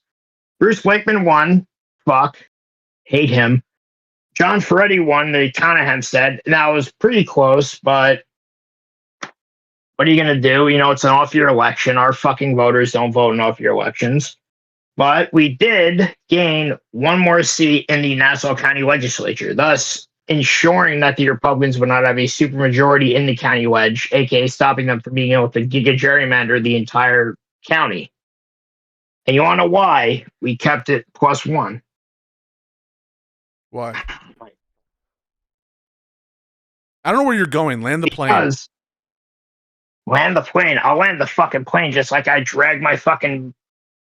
All right, so Arnie Drucker is a friend of mine. He was in Plainview. He was in Plainview and like Syosset. He's those are very like Democratic, very like Long Island's very segregated. So those are very Democratic, very Jewish neighborhoods. He got redistricted, and when they did the fair redistricting for the county ledge, he got redistricted into part of Farmingdale, where I am. Where I'm zone leader. My part of the Dale. So everyone's like, holy shit, this is here. And Arnie's been fighting uphill battles for the past 6 years. Everyone thought he was going to lose every single year. And because they ran really awesome. He's a great candidate. He's a great dude. He's a great legislature. He's in touch with the community. But the Republicans have so much money in Nassau, and they have such an ingrained advantage because they've run the county and the towns for 100 years. So those machines are built in. These are the most well run and well won. This is the Republican machine in the North, the only Republican machine in the Northeast that actually still works and is super effective. And we'll talk about that next time. But I dragged him over the finish line in Farmingdale. He won because I helped drag him over the finish line. I'm now going to do a performance pretending to be Casey and saying one of his stories. I have a friend. He works at the party. Really good friend of mine. In fact, I was his best man at his wedding, and he's a really good guy. Just a fucking amazing person, and he does really good work, and is amazing. And he was going through something tough. I helped swing a county legislature district in November. His cousin Bob Paulson. He's also a very important. Wait, you don't know who Bob Paulson is? Come on, Pisco. You don't know Bob Paulson Pisco in New York? What are you gonna do about that? You're some kind of analyst, Tish James, and you know who gave Bob Paulson his first back rub? This guy. He trusted me to give him a back listen, rub. Pisco, I need to bust your balls so that way you get better, brother. Because listen, you know what I want from you. I want you to be the fucking best. I want you to be the biggest fucking pro-Democratic Party streamer with Live and Learn. I want you to be the biggest out there. I want you to have my back. And I want you to... you're laughing, but you know what I mean, right? Because yeah, I think I do. I told you, alt media doesn't give a shit about the little guy like me, the fucking guy that's put out 120 signs a night before election night, knowing that you're going to get destroyed by Republicans. Problem is, the alt media doesn't give a shit about the person that actually knocks on doors for the Democrats, that people actually canvass for them. They don't care about that. They sell this alternative version of the Democratic Party that you see on Twitter, And I mean people, and I mean scum, by the way, like Emma Vigeland and... Oh, wait, why you call her scum? Because she's fucking retarded. Okay, I mean, I have more political knowledge in my left nutsack than that fucking woman ever has. My God. The fact that she's on TV, I want to nuke MSNBC just because they put her on TV. Against, you go mostly against women in your tirades. Okay, fuck Sam Cedar too. Who else can I go? All right, what guy can I go against? Oh yeah. Oh, all the fucking fuck, because Hassan was doing events mostly with fucking women. So he did an event with Summer Lee. Listen, dude, I expect more from women. Women are supposed to be smarter than men, and by the way, they are. Men are dumb fucks. You're the real feminist on this call. I am actually. Yes. Yes, I am. I hold women to a higher standard than men. Yeah. And that's why, when I look at people, thank you, I try my best. But Summer Lee going on with Hassan a week after this fucking Turk Roach motherfucker was in China, getting to making excuses for why they banned fucking Grindr and why they fucking take gay people and harvest their organs? Yeah, they do. Oh, I didn't know that. Can you prove that they don't? No, if their social credit score is low, so they're Bing chilling, they might. Actually, they do have mobile execution units. Huh? They steal organs from gay people? I didn't know that. It could be true. I'm not denying it. I just don't know. They Is that true? Anybody who the state fucking kills, Pisco. And gay people are unfortunately on the list of they are on the proverbial shit list for the CCP. What was the Hassan defense of that? He's like, oh, they do it because Hassan didn't talk about it, and when somebody said when Hassan tried to talk about oh yeah, one of his people said oh yeah, one of my Karen's on Grindr, they're like, no, he's not. They fucking banned Grindr and trying to just. Oh, he lied about it. I'm not telling you to go. Yeah, he lied about it. The rat. Fuck. The Casey Tron shit. Did you cover the Casey Tron shit with him and Ethan? I just did. Well, not with Hassan. Hassan's not involved. Yeah, he is. Because Casey Tron took a big heaping shit on Hassan, saying oh yeah, he said he was going to help me out financially or anything, or help me out behind the scenes. Oh shit! He never even hit me up. Oh, he said he was going to look up. I was gonna watch the. Yeah. I was gonna watch it. Go look up. Dan Saltman has the clip of her doing it. Dan Saltman, by the way, my Twitter moot. Love that he follows me. Love him. He blocked me. He won't actually have a conversation about it. That's right. I'll try my best to get you unblocked. We're moots now, so we're friends. We're not. He unblocked me. Oh my God. Oh, he did? Yeah. But I don't think that translates to a willingness to actually, because he spread some straight up fucking stupid shit. So that's yeah. So listen, so do you, brother. You don't even know the fucking state comptroller is. Yeah, that's comparable. I'm memeing. Yeah, that's totally comparable. You don't know the fucking state. This is why you gotta have me on work, because I'm fucking entertaining or some shit. I don't even know. I don't know. The jury's still out on that, but I find you entertaining. Can I ask a couple questions? Thank you. Go. All right. Gruesome Gavin. You liking him? You liking his odds? Oh, I love Gavin. I love that he recently went YIMBY. After a long reign of being disappointingly NIMBY, I love that he's YIMBY, and I love that he hates, similar to Pritzker, they hate the Republicans with a visceral, energy and willingness to fuck them that Oh wait, what was your position on the CR vote on the shutdown thing? I don't care. Oh, that's it. That's the last refuge. That's the last refuge of people who are Schumer fucking dick sucks, who don't actually think about strat except what Hochul and Schumer say. I know Schumer voted against it. I know Schumer voted. I don't work for Chuck Schumer. I do love and respect Chuck. I love and respect the people. I don't work for Chuck. My job is Laura Gillen and Tom Suozzi getting them reelected in the swing districts. Now, Pisco, understand there's a list of Democrats, about 20, 25 of them, that can say or do or vote however the fuck they want. No, they can't. So that way, no, the fuck they can't. yeah, Not in my Yes, book. if they Wait, win- why is he fucking voting to censor Al Green? hey Pisco, do you think you know how to win the 3rd district of Nassau of New York better than Tom Suozzi? You think that censure think vote? You think that censure vote was essential to that? You think you needed to do that? It could be. Oh, get the I think fuck it all. out! I think it all. Well. Do I disagree with it? Of course, I disagree with it. Do I think Tom? Do I know that Tom went up to him right after that, be like, "Hey, you get it," you know what I mean? And I know that. Do I know that they're still friends? Of course. Do you think that do you think that Al Green harbors any resentment towards Swazi or Gillen or anybody for that? No, of course not. He understands it. It's a bitch move. This is the thing. This is the thing, Pisco. This is the thing about you being in alt media, not being in the room. In the what? In the what? What did you say? Fucking in the room, you know. I understand that sometimes people got to take votes, and they just got to the woman from is it Oregon? Is it Oregon or Washington? Maria Glusenkamp Perez. Yeah, she lied about the banana thing.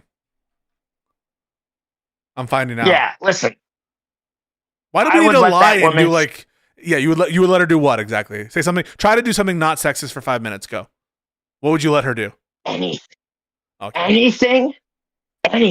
Same thing. Same standard for Swazi, Gillen, for any Democrat, any swing Why district. did you phrase it that way though? You only phrase it like that for her. No, that's wrong. I'd let her do any. You started started that way because she's one of the most swingy Democrats. She's like one of the swing Democrats that always pisses motherfuckers like you off. That nitpick every single fucking vote. No, I just don't want her to be So she is like. You don't want her to be like. You want her to win or not? No, I looked into this whole. You want her to win? I do or not? I do want her to win. I'm not saying I don't want her to win. Okay, good. But what? I don't think that at all. Then you don't think you have no standards. You have no standards. Care what you think? Yes, I do. You have no standards. I do have standards. Are they a Democrat? Then they're okay. If they're a Republican or an independent, they can get fucked. That's my standard.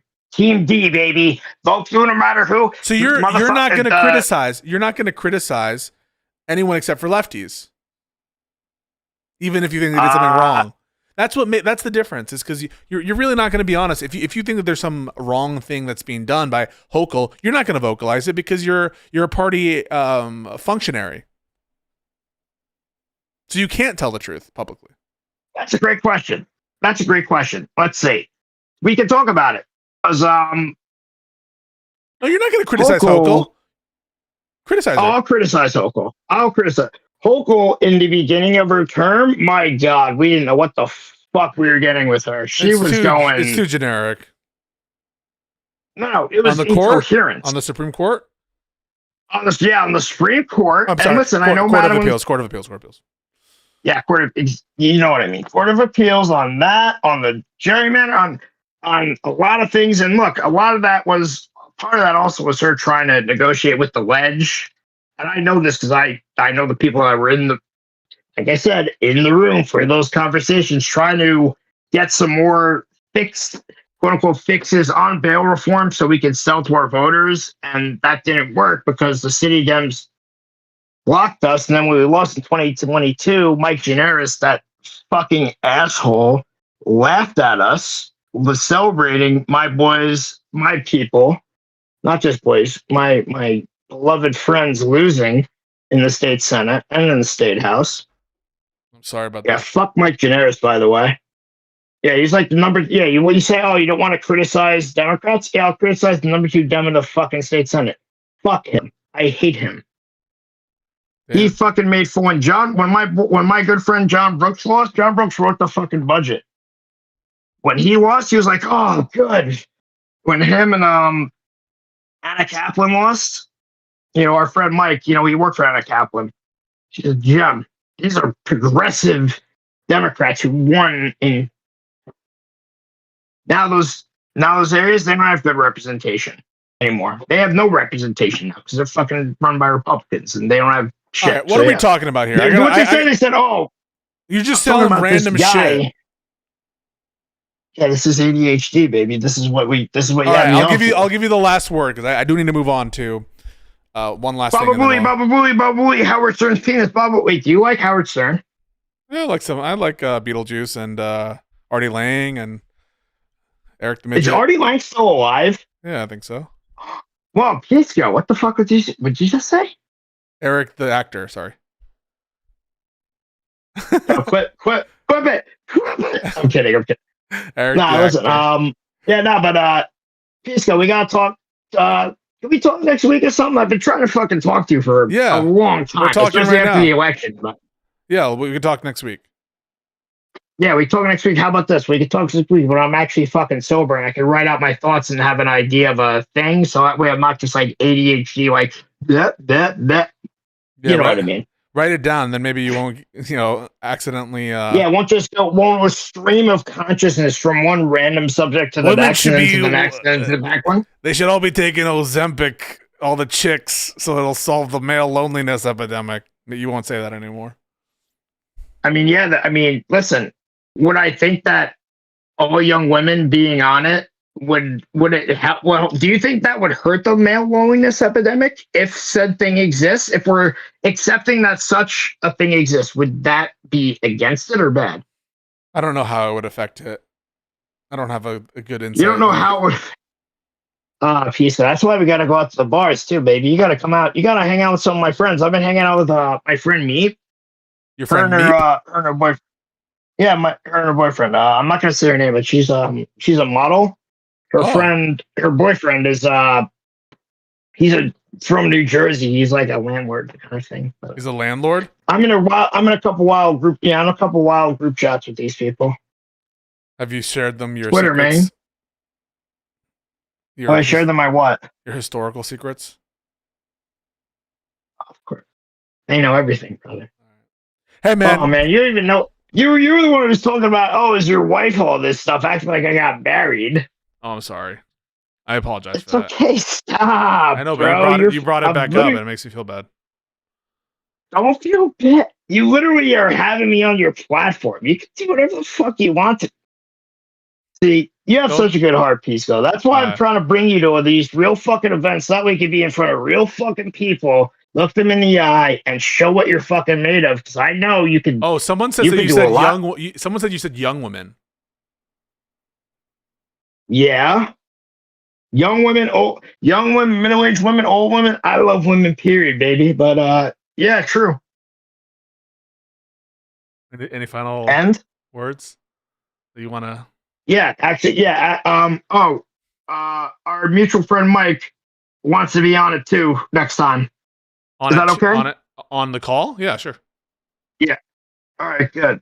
All right. Later, dude. He'll help you. Hey, Pisco. Thanks a lot, brother. Yeah. Hey, let's go next, right? No, I'm a Celtics fan. I'm a Boston sports fan.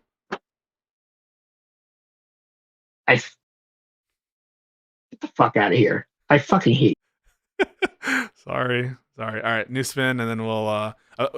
This might be the last call, depending on how long it goes, because I want to watch this, whatever the Casey Strong thing, and then that was absolutely it. Yo, what up?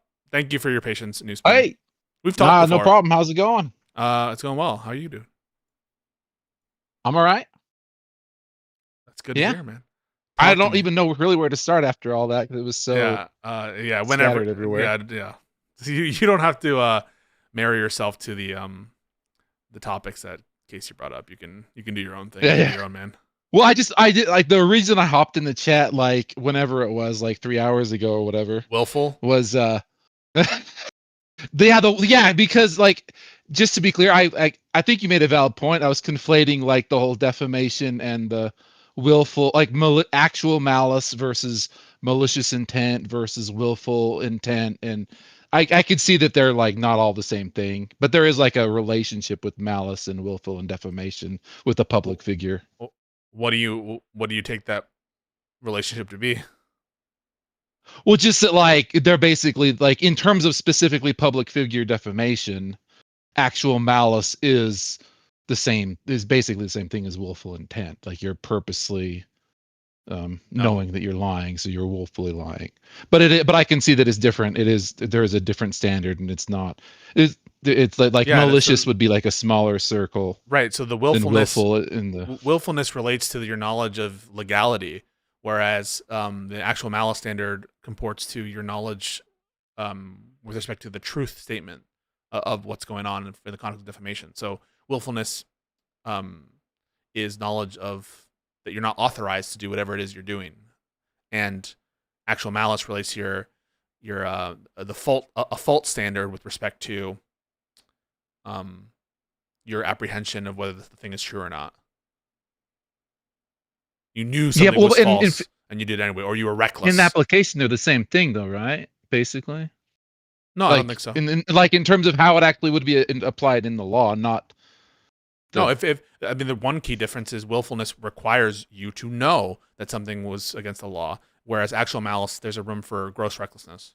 So that's one. Oh, like like complete disregard, like avoiding knowing the truth, because then you can say the thing even though. Yeah, okay, that's fair. So willfulness, you need to show that they knew what they were doing was unlawful. So they're different. That said, I mean, I guess I get what you're saying. There's some similarities. They're mental states. They're subjective states of mind. Yeah. And I can definitely see like this, the circle with the copyright stuff. And you're right. Like, totally right. It plays no part in the fair use part of it. But then in the punishment, you're right. Like it's only like if you're malicious,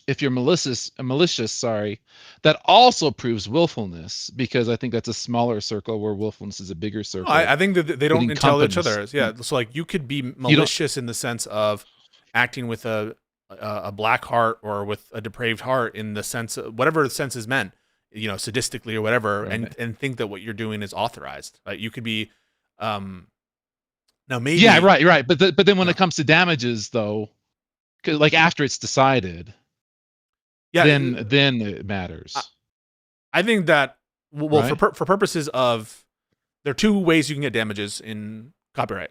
One is through statutory damages, and the other and the other is punitive, right? No, there's actually not. There's no availability of punitive damages. Well, maybe I'm the wrong word then. I know that Ethan registered before he posted the video, he registered it, and that opened the door up first. Oh, that opened the door up for the statutory, right? Yeah. That's what you're. Yeah, my bad. Punitive damages generally, and then the other damages are the actual damages. So actual damages, both in terms of actual costs, but also missed revenue, and so if you look at the copyright statute, there's how they calculate actual damages plus the revenue that you can that was wrongfully obtained. Yeah. You add those together, or it's one, or you can't do both. It's one or the other. It's either the damages plus the revenues, or it's statutory damages. But there's no punitive at all.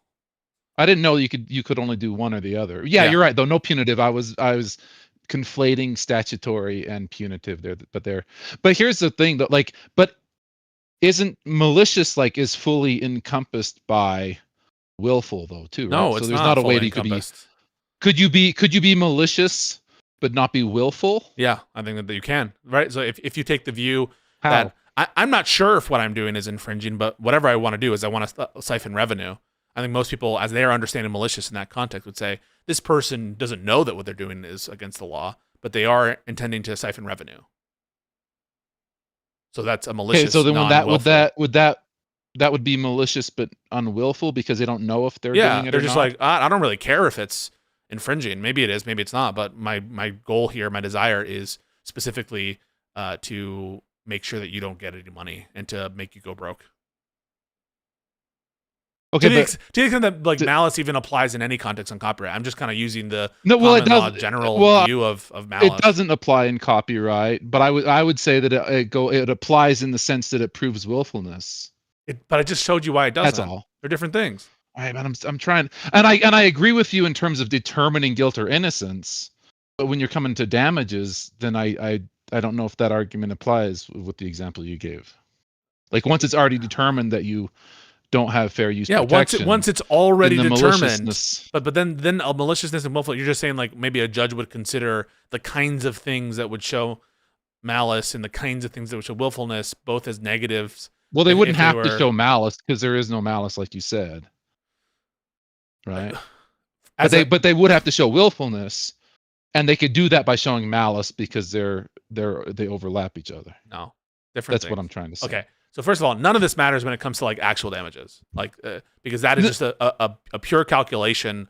Maybe you get some prejudgment interest. No, maybe you get statutory. I know, Yeah, right? yeah, So- statutory damages. So first of all, we're just carving out the damages when it comes to like if someone were to try to choose like actual damages and that other pathway on statutory damages. yeah. There's not like Fair. a set list of criteria of things that the judge is supposed to consider in applying statutory damage. It's like a crazy big range, anywhere from like hundreds to tens of thousands, and maybe even hundreds. No, of but it thousands. does say that if it's willful, it raises the cap. I know. Of, like the potential damages. Right. I know, yeah. So if you have a showing of willfulness, then it maxes the cap on statutory damages. But Yeah. that's a different inquiry than determining whether or not it's to the extent that malice has whatever application in copyright. I don't understand it to be coextensive with willfulness. They just mean different things, and one does not necessitate the other. I can imagine, there could be certain kinds of evidence that would be related to both inquiries, but they're just different inquiries. Yeah, I just have a hard time thinking of like an actual real life scenario where you could be malicious you and one. not willful. I mean, Where but even then, like if you actually did it wrong, and even if you didn't care if what you were doing was wrong or not, you were trying to like take money away. Which I was trying to hurt you. I was trying to hurt you, and I didn't care if it was fair use. I didn't care if it was infringing. And you don't think that would qualify for the higher damages in that case? No, because you didn't act with knowledge of illegality, which is willful. That's interesting. I mean, I could see it being maybe a thing. I'd have a hard, but it would it'd be a really interesting kind of legal thing to read if that were to happen, though. I think Well, what I'll grant you is that like the same kinds of evidence that might show one might tend to show another, right? Like Yeah. if I show and that's that- fair. Right, but they're just different inquiries, and one is not subsumed by the other, which I think was what you were saying. Yeah, sure. Okay, that's fair. But Yep. interesting. Alrighty. It is complicated, and you're not the only person to like confuse them. I think, and maybe you can prove that I'm wrong, but I don't think I am. That said, I do. No, appreciate no, that. I could see like some very like specific set of criteria where you might fall out slightly outside of the overlap of those two things. I could see it in a hypothetical sense. Be hard. I think it'd be hard, but I think I'd see it. Well, appreciate you, and thank you for your time. Yeah, for sure. Yeah, I didn't want to take too much. Just No wanted worries. to go over that real quick. Appreciate it. Thank you, brother. Oh wait, I'm supposed to be here. I'm disconnecting you. All right. Rapid fire. We'll do this rapid fire, and then I might have to end. Yo, what up, super weird? We're doing rapid fire, so hit me. Wanted to get to you before I logged off.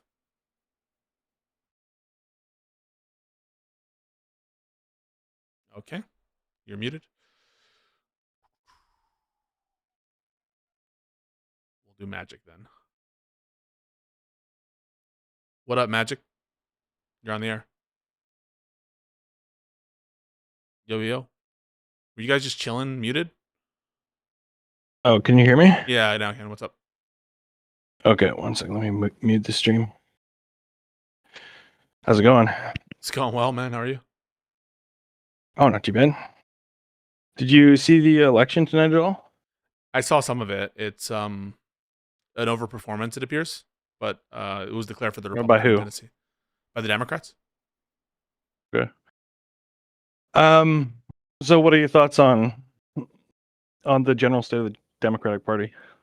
I think that they're well situated to take advantage of a lot of Trump's failings, and that encourages me and it makes me white-pilled that that regardless of some of the problems in leadership, which I think are there, and we'll get to, I think that there are a robust set of candidates among the options that consistently seem to do well, even given an unfriendly national environment. So in general, like I'm decently okay over the overall state of Democratic candidates. I'm like decently okay, but in specific races, I'm disappointed, and with leadership, I'm disappointed, and with the brand, there's a big issue. So I think that there's problems at the top that are affecting the perception of the brand, and it's having negative downstream effects on our opportunities to win back control. So you think it's a bit of a branding issue, maybe? I think it's a branding issue and a leadership issue, a personnel issue. Too old, too set in our ways, too married to an old way of doing things, but it's the other way. Some people get it. I think I have my disagreements with Ro Khanna, but I think he gets it. I have my disagreements with some other, senators, representatives, but some of them know more and seem to get it more. What do you think of in the past election? I think that like a lot of people were expecting Harris to win. Mhm. And after she lost, a lot of people spun it as, well, at least she didn't lose by more, right? I've heard that from a couple people. I've said that vis-a-vis Biden, where people who are like Biden Okay. holdouts are like, Biden would have won. I think that's delusional. And I'll say Kamala, it could have been way worse if Kamala hadn't run. I'll say it in that context, but it's cool. I mean, I'd agree there for sure. Yeah. I think that Biden would have been worse. That's where I say it. I don't really say it beyond that because I don't think it was a inevitably lost race. Okay, I agree with you too. I don't think it was. In fact, I think the Democrats threw a little bit, but what I'm worried about is a kind of a repeat, I guess, of 2018, where we do really well in the midterms and kind of limp into the next election with, the next general election with a very milquetoast candidate and barely eke out a victory. Yeah, I'm worried about that too. Okay, yeah. I think that like we could end up in a fairly similar position where people have turned on Trump, rightfully so, right? And then they go to the only alternative and find that like, well, business as usual, and it's going to be, I think then Tucker Carlson will take over, and yeah, I'm concerned about he'll that. be worse than Trump. I am concerned about that. Yeah. I think if Democrats only slightly succeed in their electoral ambitions, it makes it that much harder to govern effectively and to do the kinds of things quickly that you would need to protect this country from itself. And so I'm worried about that. I think that's not an irrational fear. I think it's a rational fear. I think it is rational. Yeah. So would you say you see that like maybe the next two, so the midterms and then the next general, would you say you see that kind of as like the last chance for the Democrats to do something in some regard? No, I'm not fatalistic and say this is the last chance. I think it's an incredibly important and significant chance, and one we might not have again. But I don't think it's the last necessarily. Do you the think? Last chance. Tell me if you agree with this. I think one of the issues in the last, 10 years or so, but kind of really highlighted in the last election was the Democrats' unwillingness to take any risks.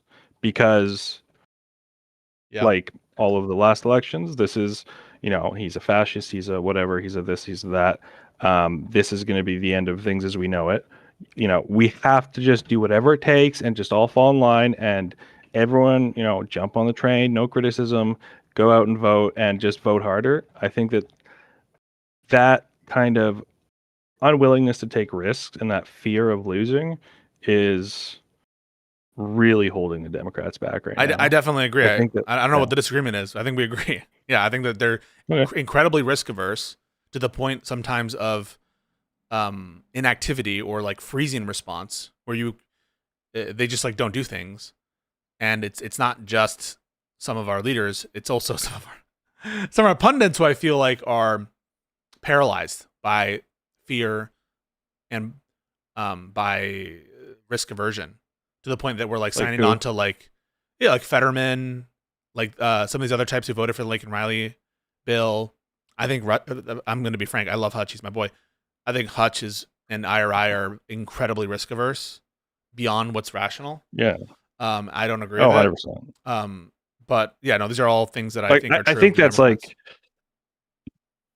I think that's one of the biggest dangers, I think, to the Democrats is, no offense to your boys, those kinds of people who I think that if we do win the midterms, I think that there's a good chance that Democrats do really well in the midterms, and not really because of anything they've done, but because people are just sick of the other guy.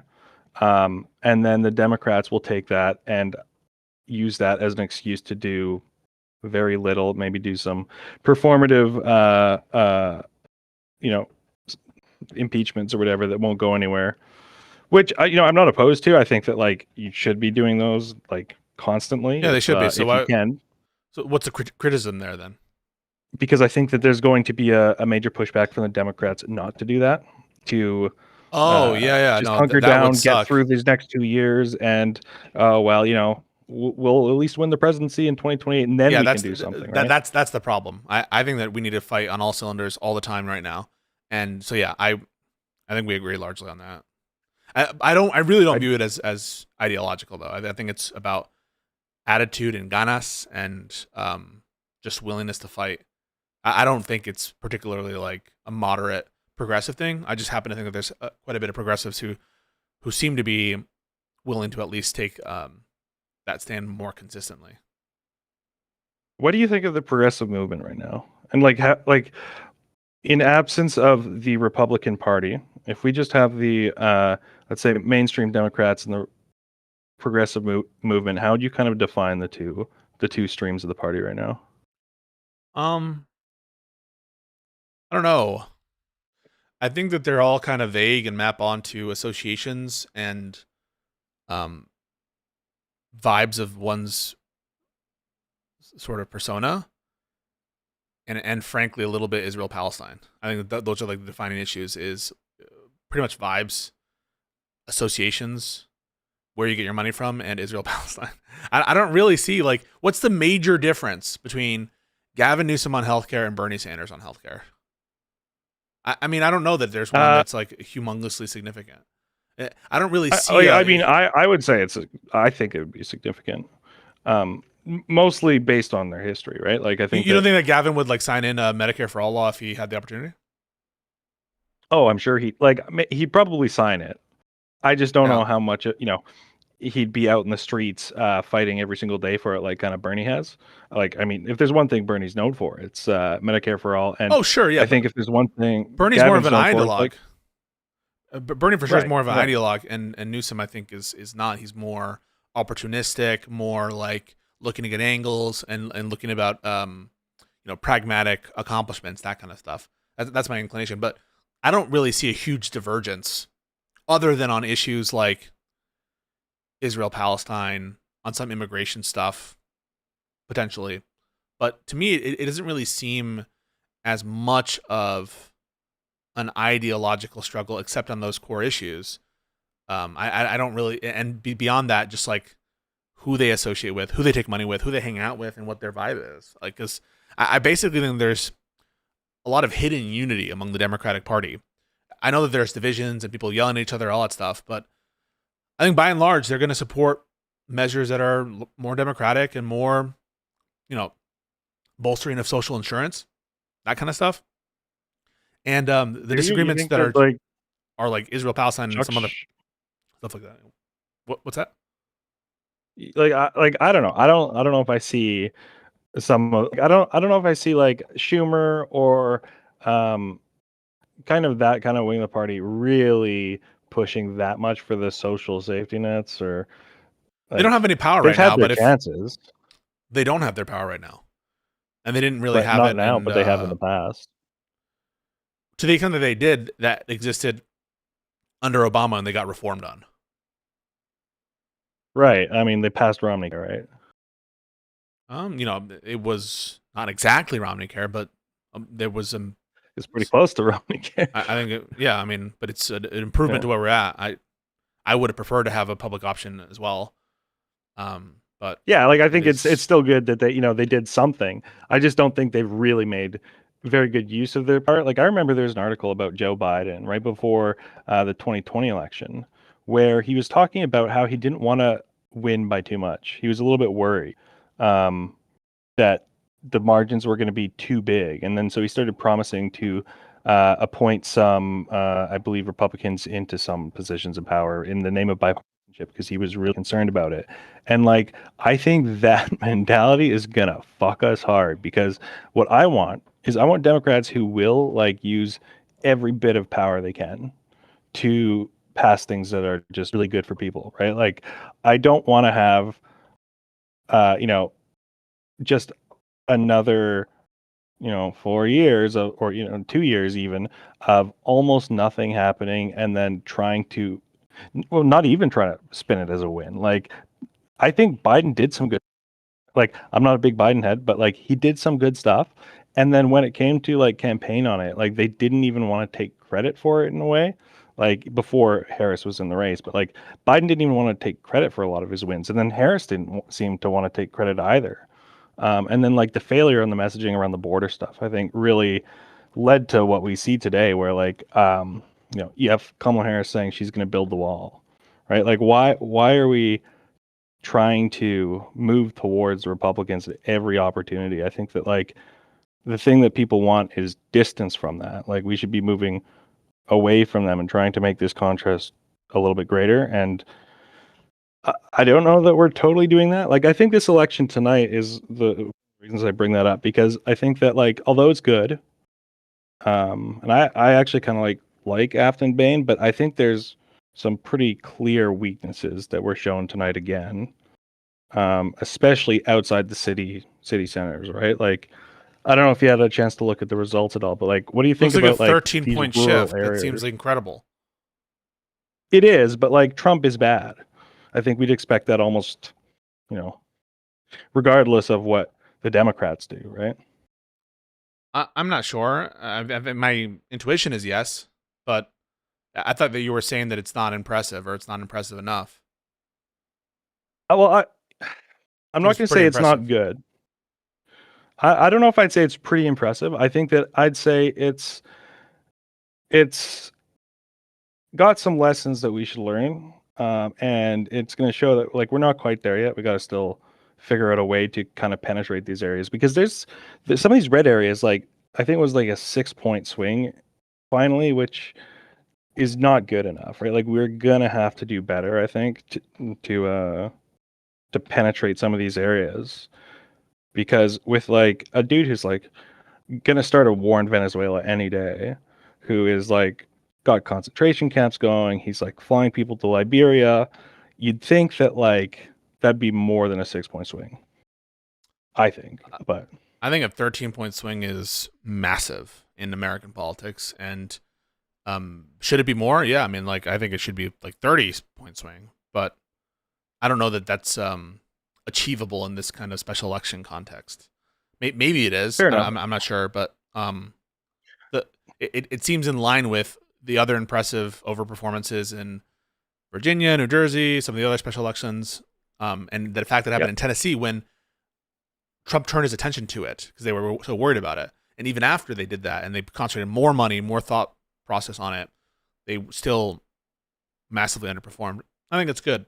Yeah, I think like there is something to be said for that. Like Republicans are pretty good at like conditioning their voter base to show up out of fear, right? So like I think that that's a little bit of what we saw. Like I think the turnout was decently high, and but like my one concern is like Nashville seemed to go as expected even further left by a huge margin, but in some of these like exurbs and suburbs, it really didn't swing all that much, and I think I was expecting a little bit more of a swing in these areas. I did also expect the swing in the city center, which is already obviously quite blue, but it seems like some of these places were pretty resistant to it. And I think that going forward, we're going to have to think about this. One thing I'm really looking forward to is Graham Plattner.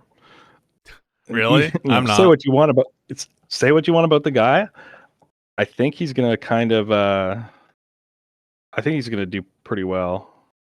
I don't trust him. I don't think he has the right character. I think he's a liar.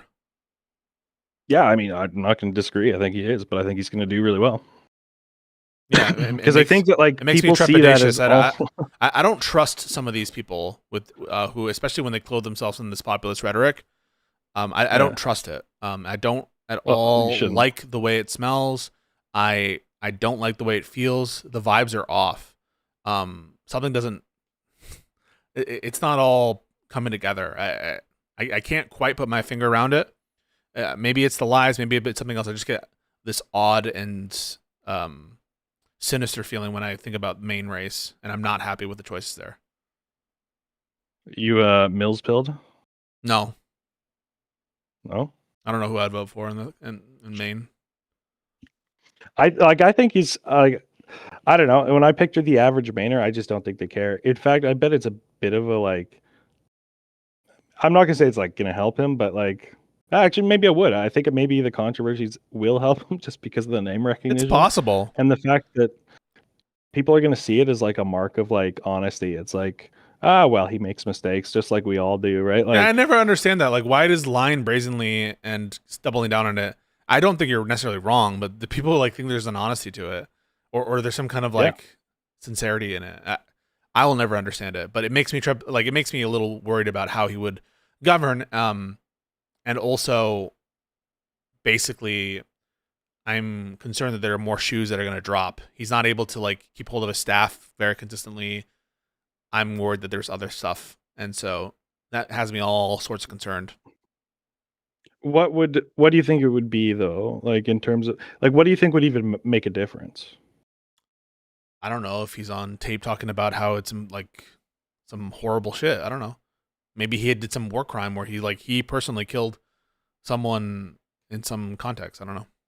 I'll give you the last word though. Okay, I do have to go, but I'm not excited by Graham Plattner and that Mills race. I mean, we'll see what happens. I'll definitely support the Democratic candidate over Susan Collins, but I don't love the choices. Yeah, I mean, I'm not big on Plattner either, being a Nazi and all that, but I do think he's going to win, and I think that the average Mainer is going to look at that guy and be like, yeah, like I'd have a beer with that guy. And I bet like everybody, in those rural areas knows a dude who accidentally got a tattoo that was a bit questionable. So I think it's accidentally. Well. That's the whole question, isn't it? In quotes, yeah. Yeah. It's like, I don't know. I think those rural areas get a little bit funky with their labels and lean a little bit too into the symbology for my taste, but I think it will be seen as a bit of a mark of honesty. And then the last thing I wanted to say is you should check out some like materialist analysis, I think, of the You're a communist! Election. I fucking knew it. Of course. Why you want me to be a communist? Oh yeah. I think everyone should be a communist. You're everywhere. They were right. Connor was right. They're infecting my server, and they're trying. We have friends everywhere. Yeah. But I think it is worth checking out. You should diversify your consumption a little bit, and I don't mean like the I don't know. There's the TV guys who pretend they're communists or whatever. But like there are some. I think Yanis Varoufakis. I sent you an article once about him.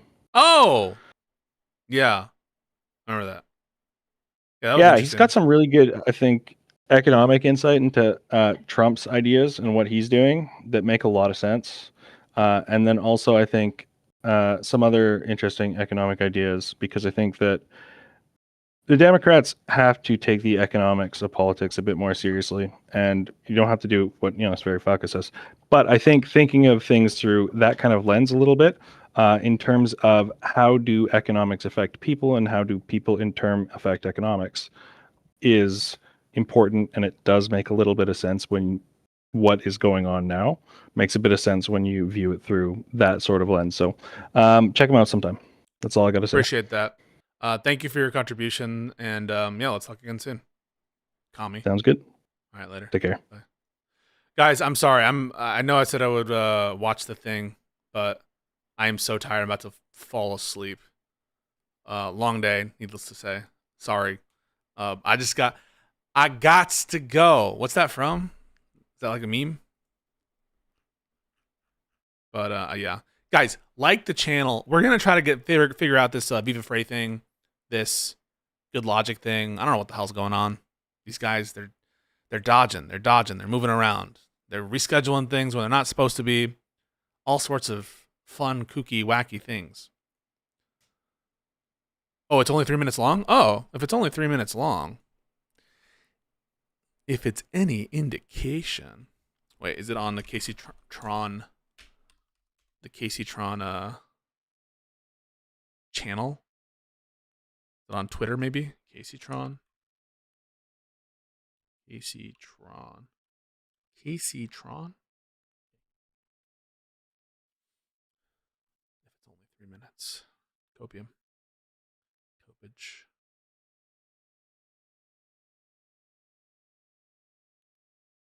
How many progressives are in love with Luigi Mangione?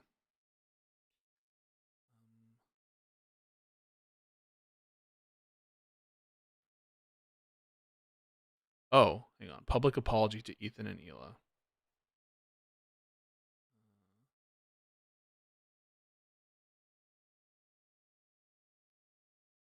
Can I not see it? Why is my computer so laggy?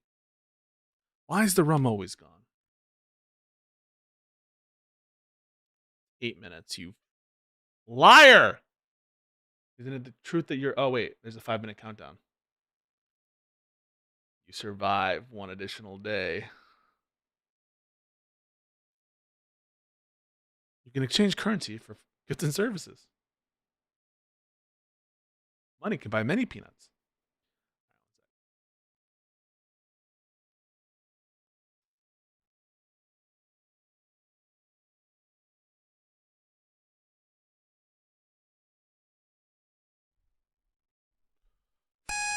Oh my god.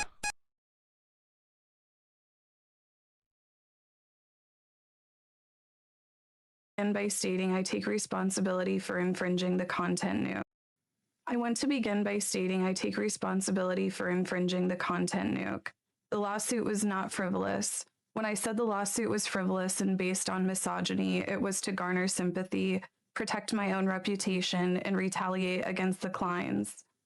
This lawsuit has given me a greater understanding of copyright protection, people's copyrights, and the importance of protecting copyrights in the online content creation community. Dude, are you serious? This is such... I'm sorry. This pretense. This is really about protecting Oh my god. Give me a fucking break. And it's never ending. This is so laughable that this is what they choose to start with. It's made a newfound appreciation for the copyright statute. Just so absurd. Content creation community to respect the intellectual property rights of other creators, and I will adhere to the lessons I've learned throughout this process going forward. I also want to make clear that I did not receive any support, financial or otherwise, from Hassan Piker. Oh boy. Hassan never even reached out to me privately to offer words of support. Speaking honestly, I found his indifference to my suffering hurtful, especially after he hinted he might help me behind the scenes. It felt like he wanted to receive credit from the public for helping me without providing any. As to the GoFundMe money, to the extent there are any remaining funds after I pay my attorney's fees, I have agreed to pay the remaining funds to the Callins. Okay. The funds will not go to anyone else, including Denims or Frogan, to defend their lawsuits. For the record, I have agreed to cooperate with the Callins in their litigation against the H3 Snark mods for promoting my live stream to the extent that I am able. I will offer my support, including testifying under oath to everything I have just stated, to help their cause. I also want to take the opportunity to acknowledge other misconduct and bad behavior I have exhibited online. For example, weaponizing the death of Asmongold's mother was inexcusable. I should know better because I have 3 disabled people that rely on me. Moving forward, I will do better. I also want to apologize to the crew of the H3 podcast, particularly AB and Olivia. I apologize for calling them cowards for not quitting their jobs, That was a shameful attack on two people who deeply care about Palestine and Palestinian people. AB, along with his wife Lena, have done more than I have ever done for the Palestinian people, including raising over $100,000 in charity. I recognize that they have actually made Palestinian lives better, and my online antagonism and trolling has not. I apologize to Ethan and Gila personally. I have said extremely mean and cruel things about both of them, particularly my misogynistic attacks against Gila that never should have been said. I also want to acknowledge the pervasive problem of anti-Semitism in leftist spaces. It should concern all of us. I condemn it and will not participate in it. To that end, I wish the clients success in enforcing TED Entertainment's copyright and protecting the legal rights of online content creators. Instant reaction leaves a horrible taste in my mouth. It just lays bare that they're using the copyright statute to settle scores on unrelated matters. The whole pretense of this is about protecting property is so, at this point, it's offensive. And yeah, he in any other context, we would criticize this kind of shit, in my opinion, where the leverage clearly being wielded here is with respect to the litigation expenses and potential judgment, which, you know, significant, but it's to settle scores on collateral matters that don't pertain to the underlying dispute. And you can say, fuck around and find out. It leaves a bad taste in my mouth. I don't think that's what you should do. You should be demanding these apologies on other things, especially if you have the sense that they're not sincere. Why would you want an insincere acknowledgement or apology? Leaves a horrible taste in my mouth. I know this kind of shit, it to me lays bare what this is all about. Settling scores on unrelated collateral matters to the copyright dispute. That's what's going on. It's laughable, the notion that, oh, you know, this is really, it's come to appreciate the copyright statute, and this is so important to start with that. It reads almost like one of these apologies that Trump people give whenever he leans on them, right? I don't like it at all. I do not like it at all. It makes it, in my opinion, seem as though, and is the case, the copyright stuff is a pretext. The lawsuit is a pretext. What they want is for them to bend the knee on points of disagreement, on accusations made. And they can even be wrong about those accusations, but I don't like that. And, you know, some people might say that that's, you know, fuck around and find out. It's not how I operate. I think that people should speak freely, you know, speak their mind on these issues. As to the accusations about misogyny or whatever, you know, what the fuck does it have to do with this case? Nothing. You got the extraction for the apology you wanted because you had her by the balls. And when you have the power to, basically it's a nothing settlement. You're going to give away, there's no other thing but the paltry amounts that she has in her GoFundMe, whatever that is, like what, 60,000, 70,000? Not a ton of money. I'm sure that litigation expenses to file the complaint and do all this stuff was, you know, something approaching, it's in the tens of thousands of dollars. It's not like he's making a huge amount of money on it, and he said the money wasn't the purpose either. It leaves a bad taste in my mouth. The disputes about misogyny, that kind of stuff, I think they should be had in the public arena, and I don't like this at all. About Asmongold. How did I accuse this other person? You're just trying to go through a list of things to get scalps, ostensibly linked to infringement of this content nuke. And you include the Hassan part in there. Maybe she genuinely feels that. I'm not saying that she doesn't. But it's to get scalps. It's to use litigation as a way of litigating collateral matters that are not legal issues.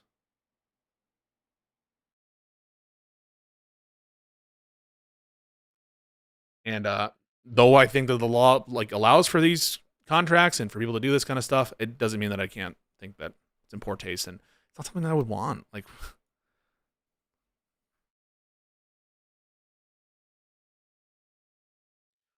this is doing very good things for the React community, though. Believe me, that apology that you just heard, that is going to help the React community, and that is a follow-on from ReactGate. No, fuck that.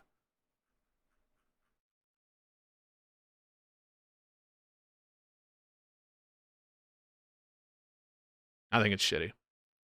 That's my take. See you guys later. Be cool.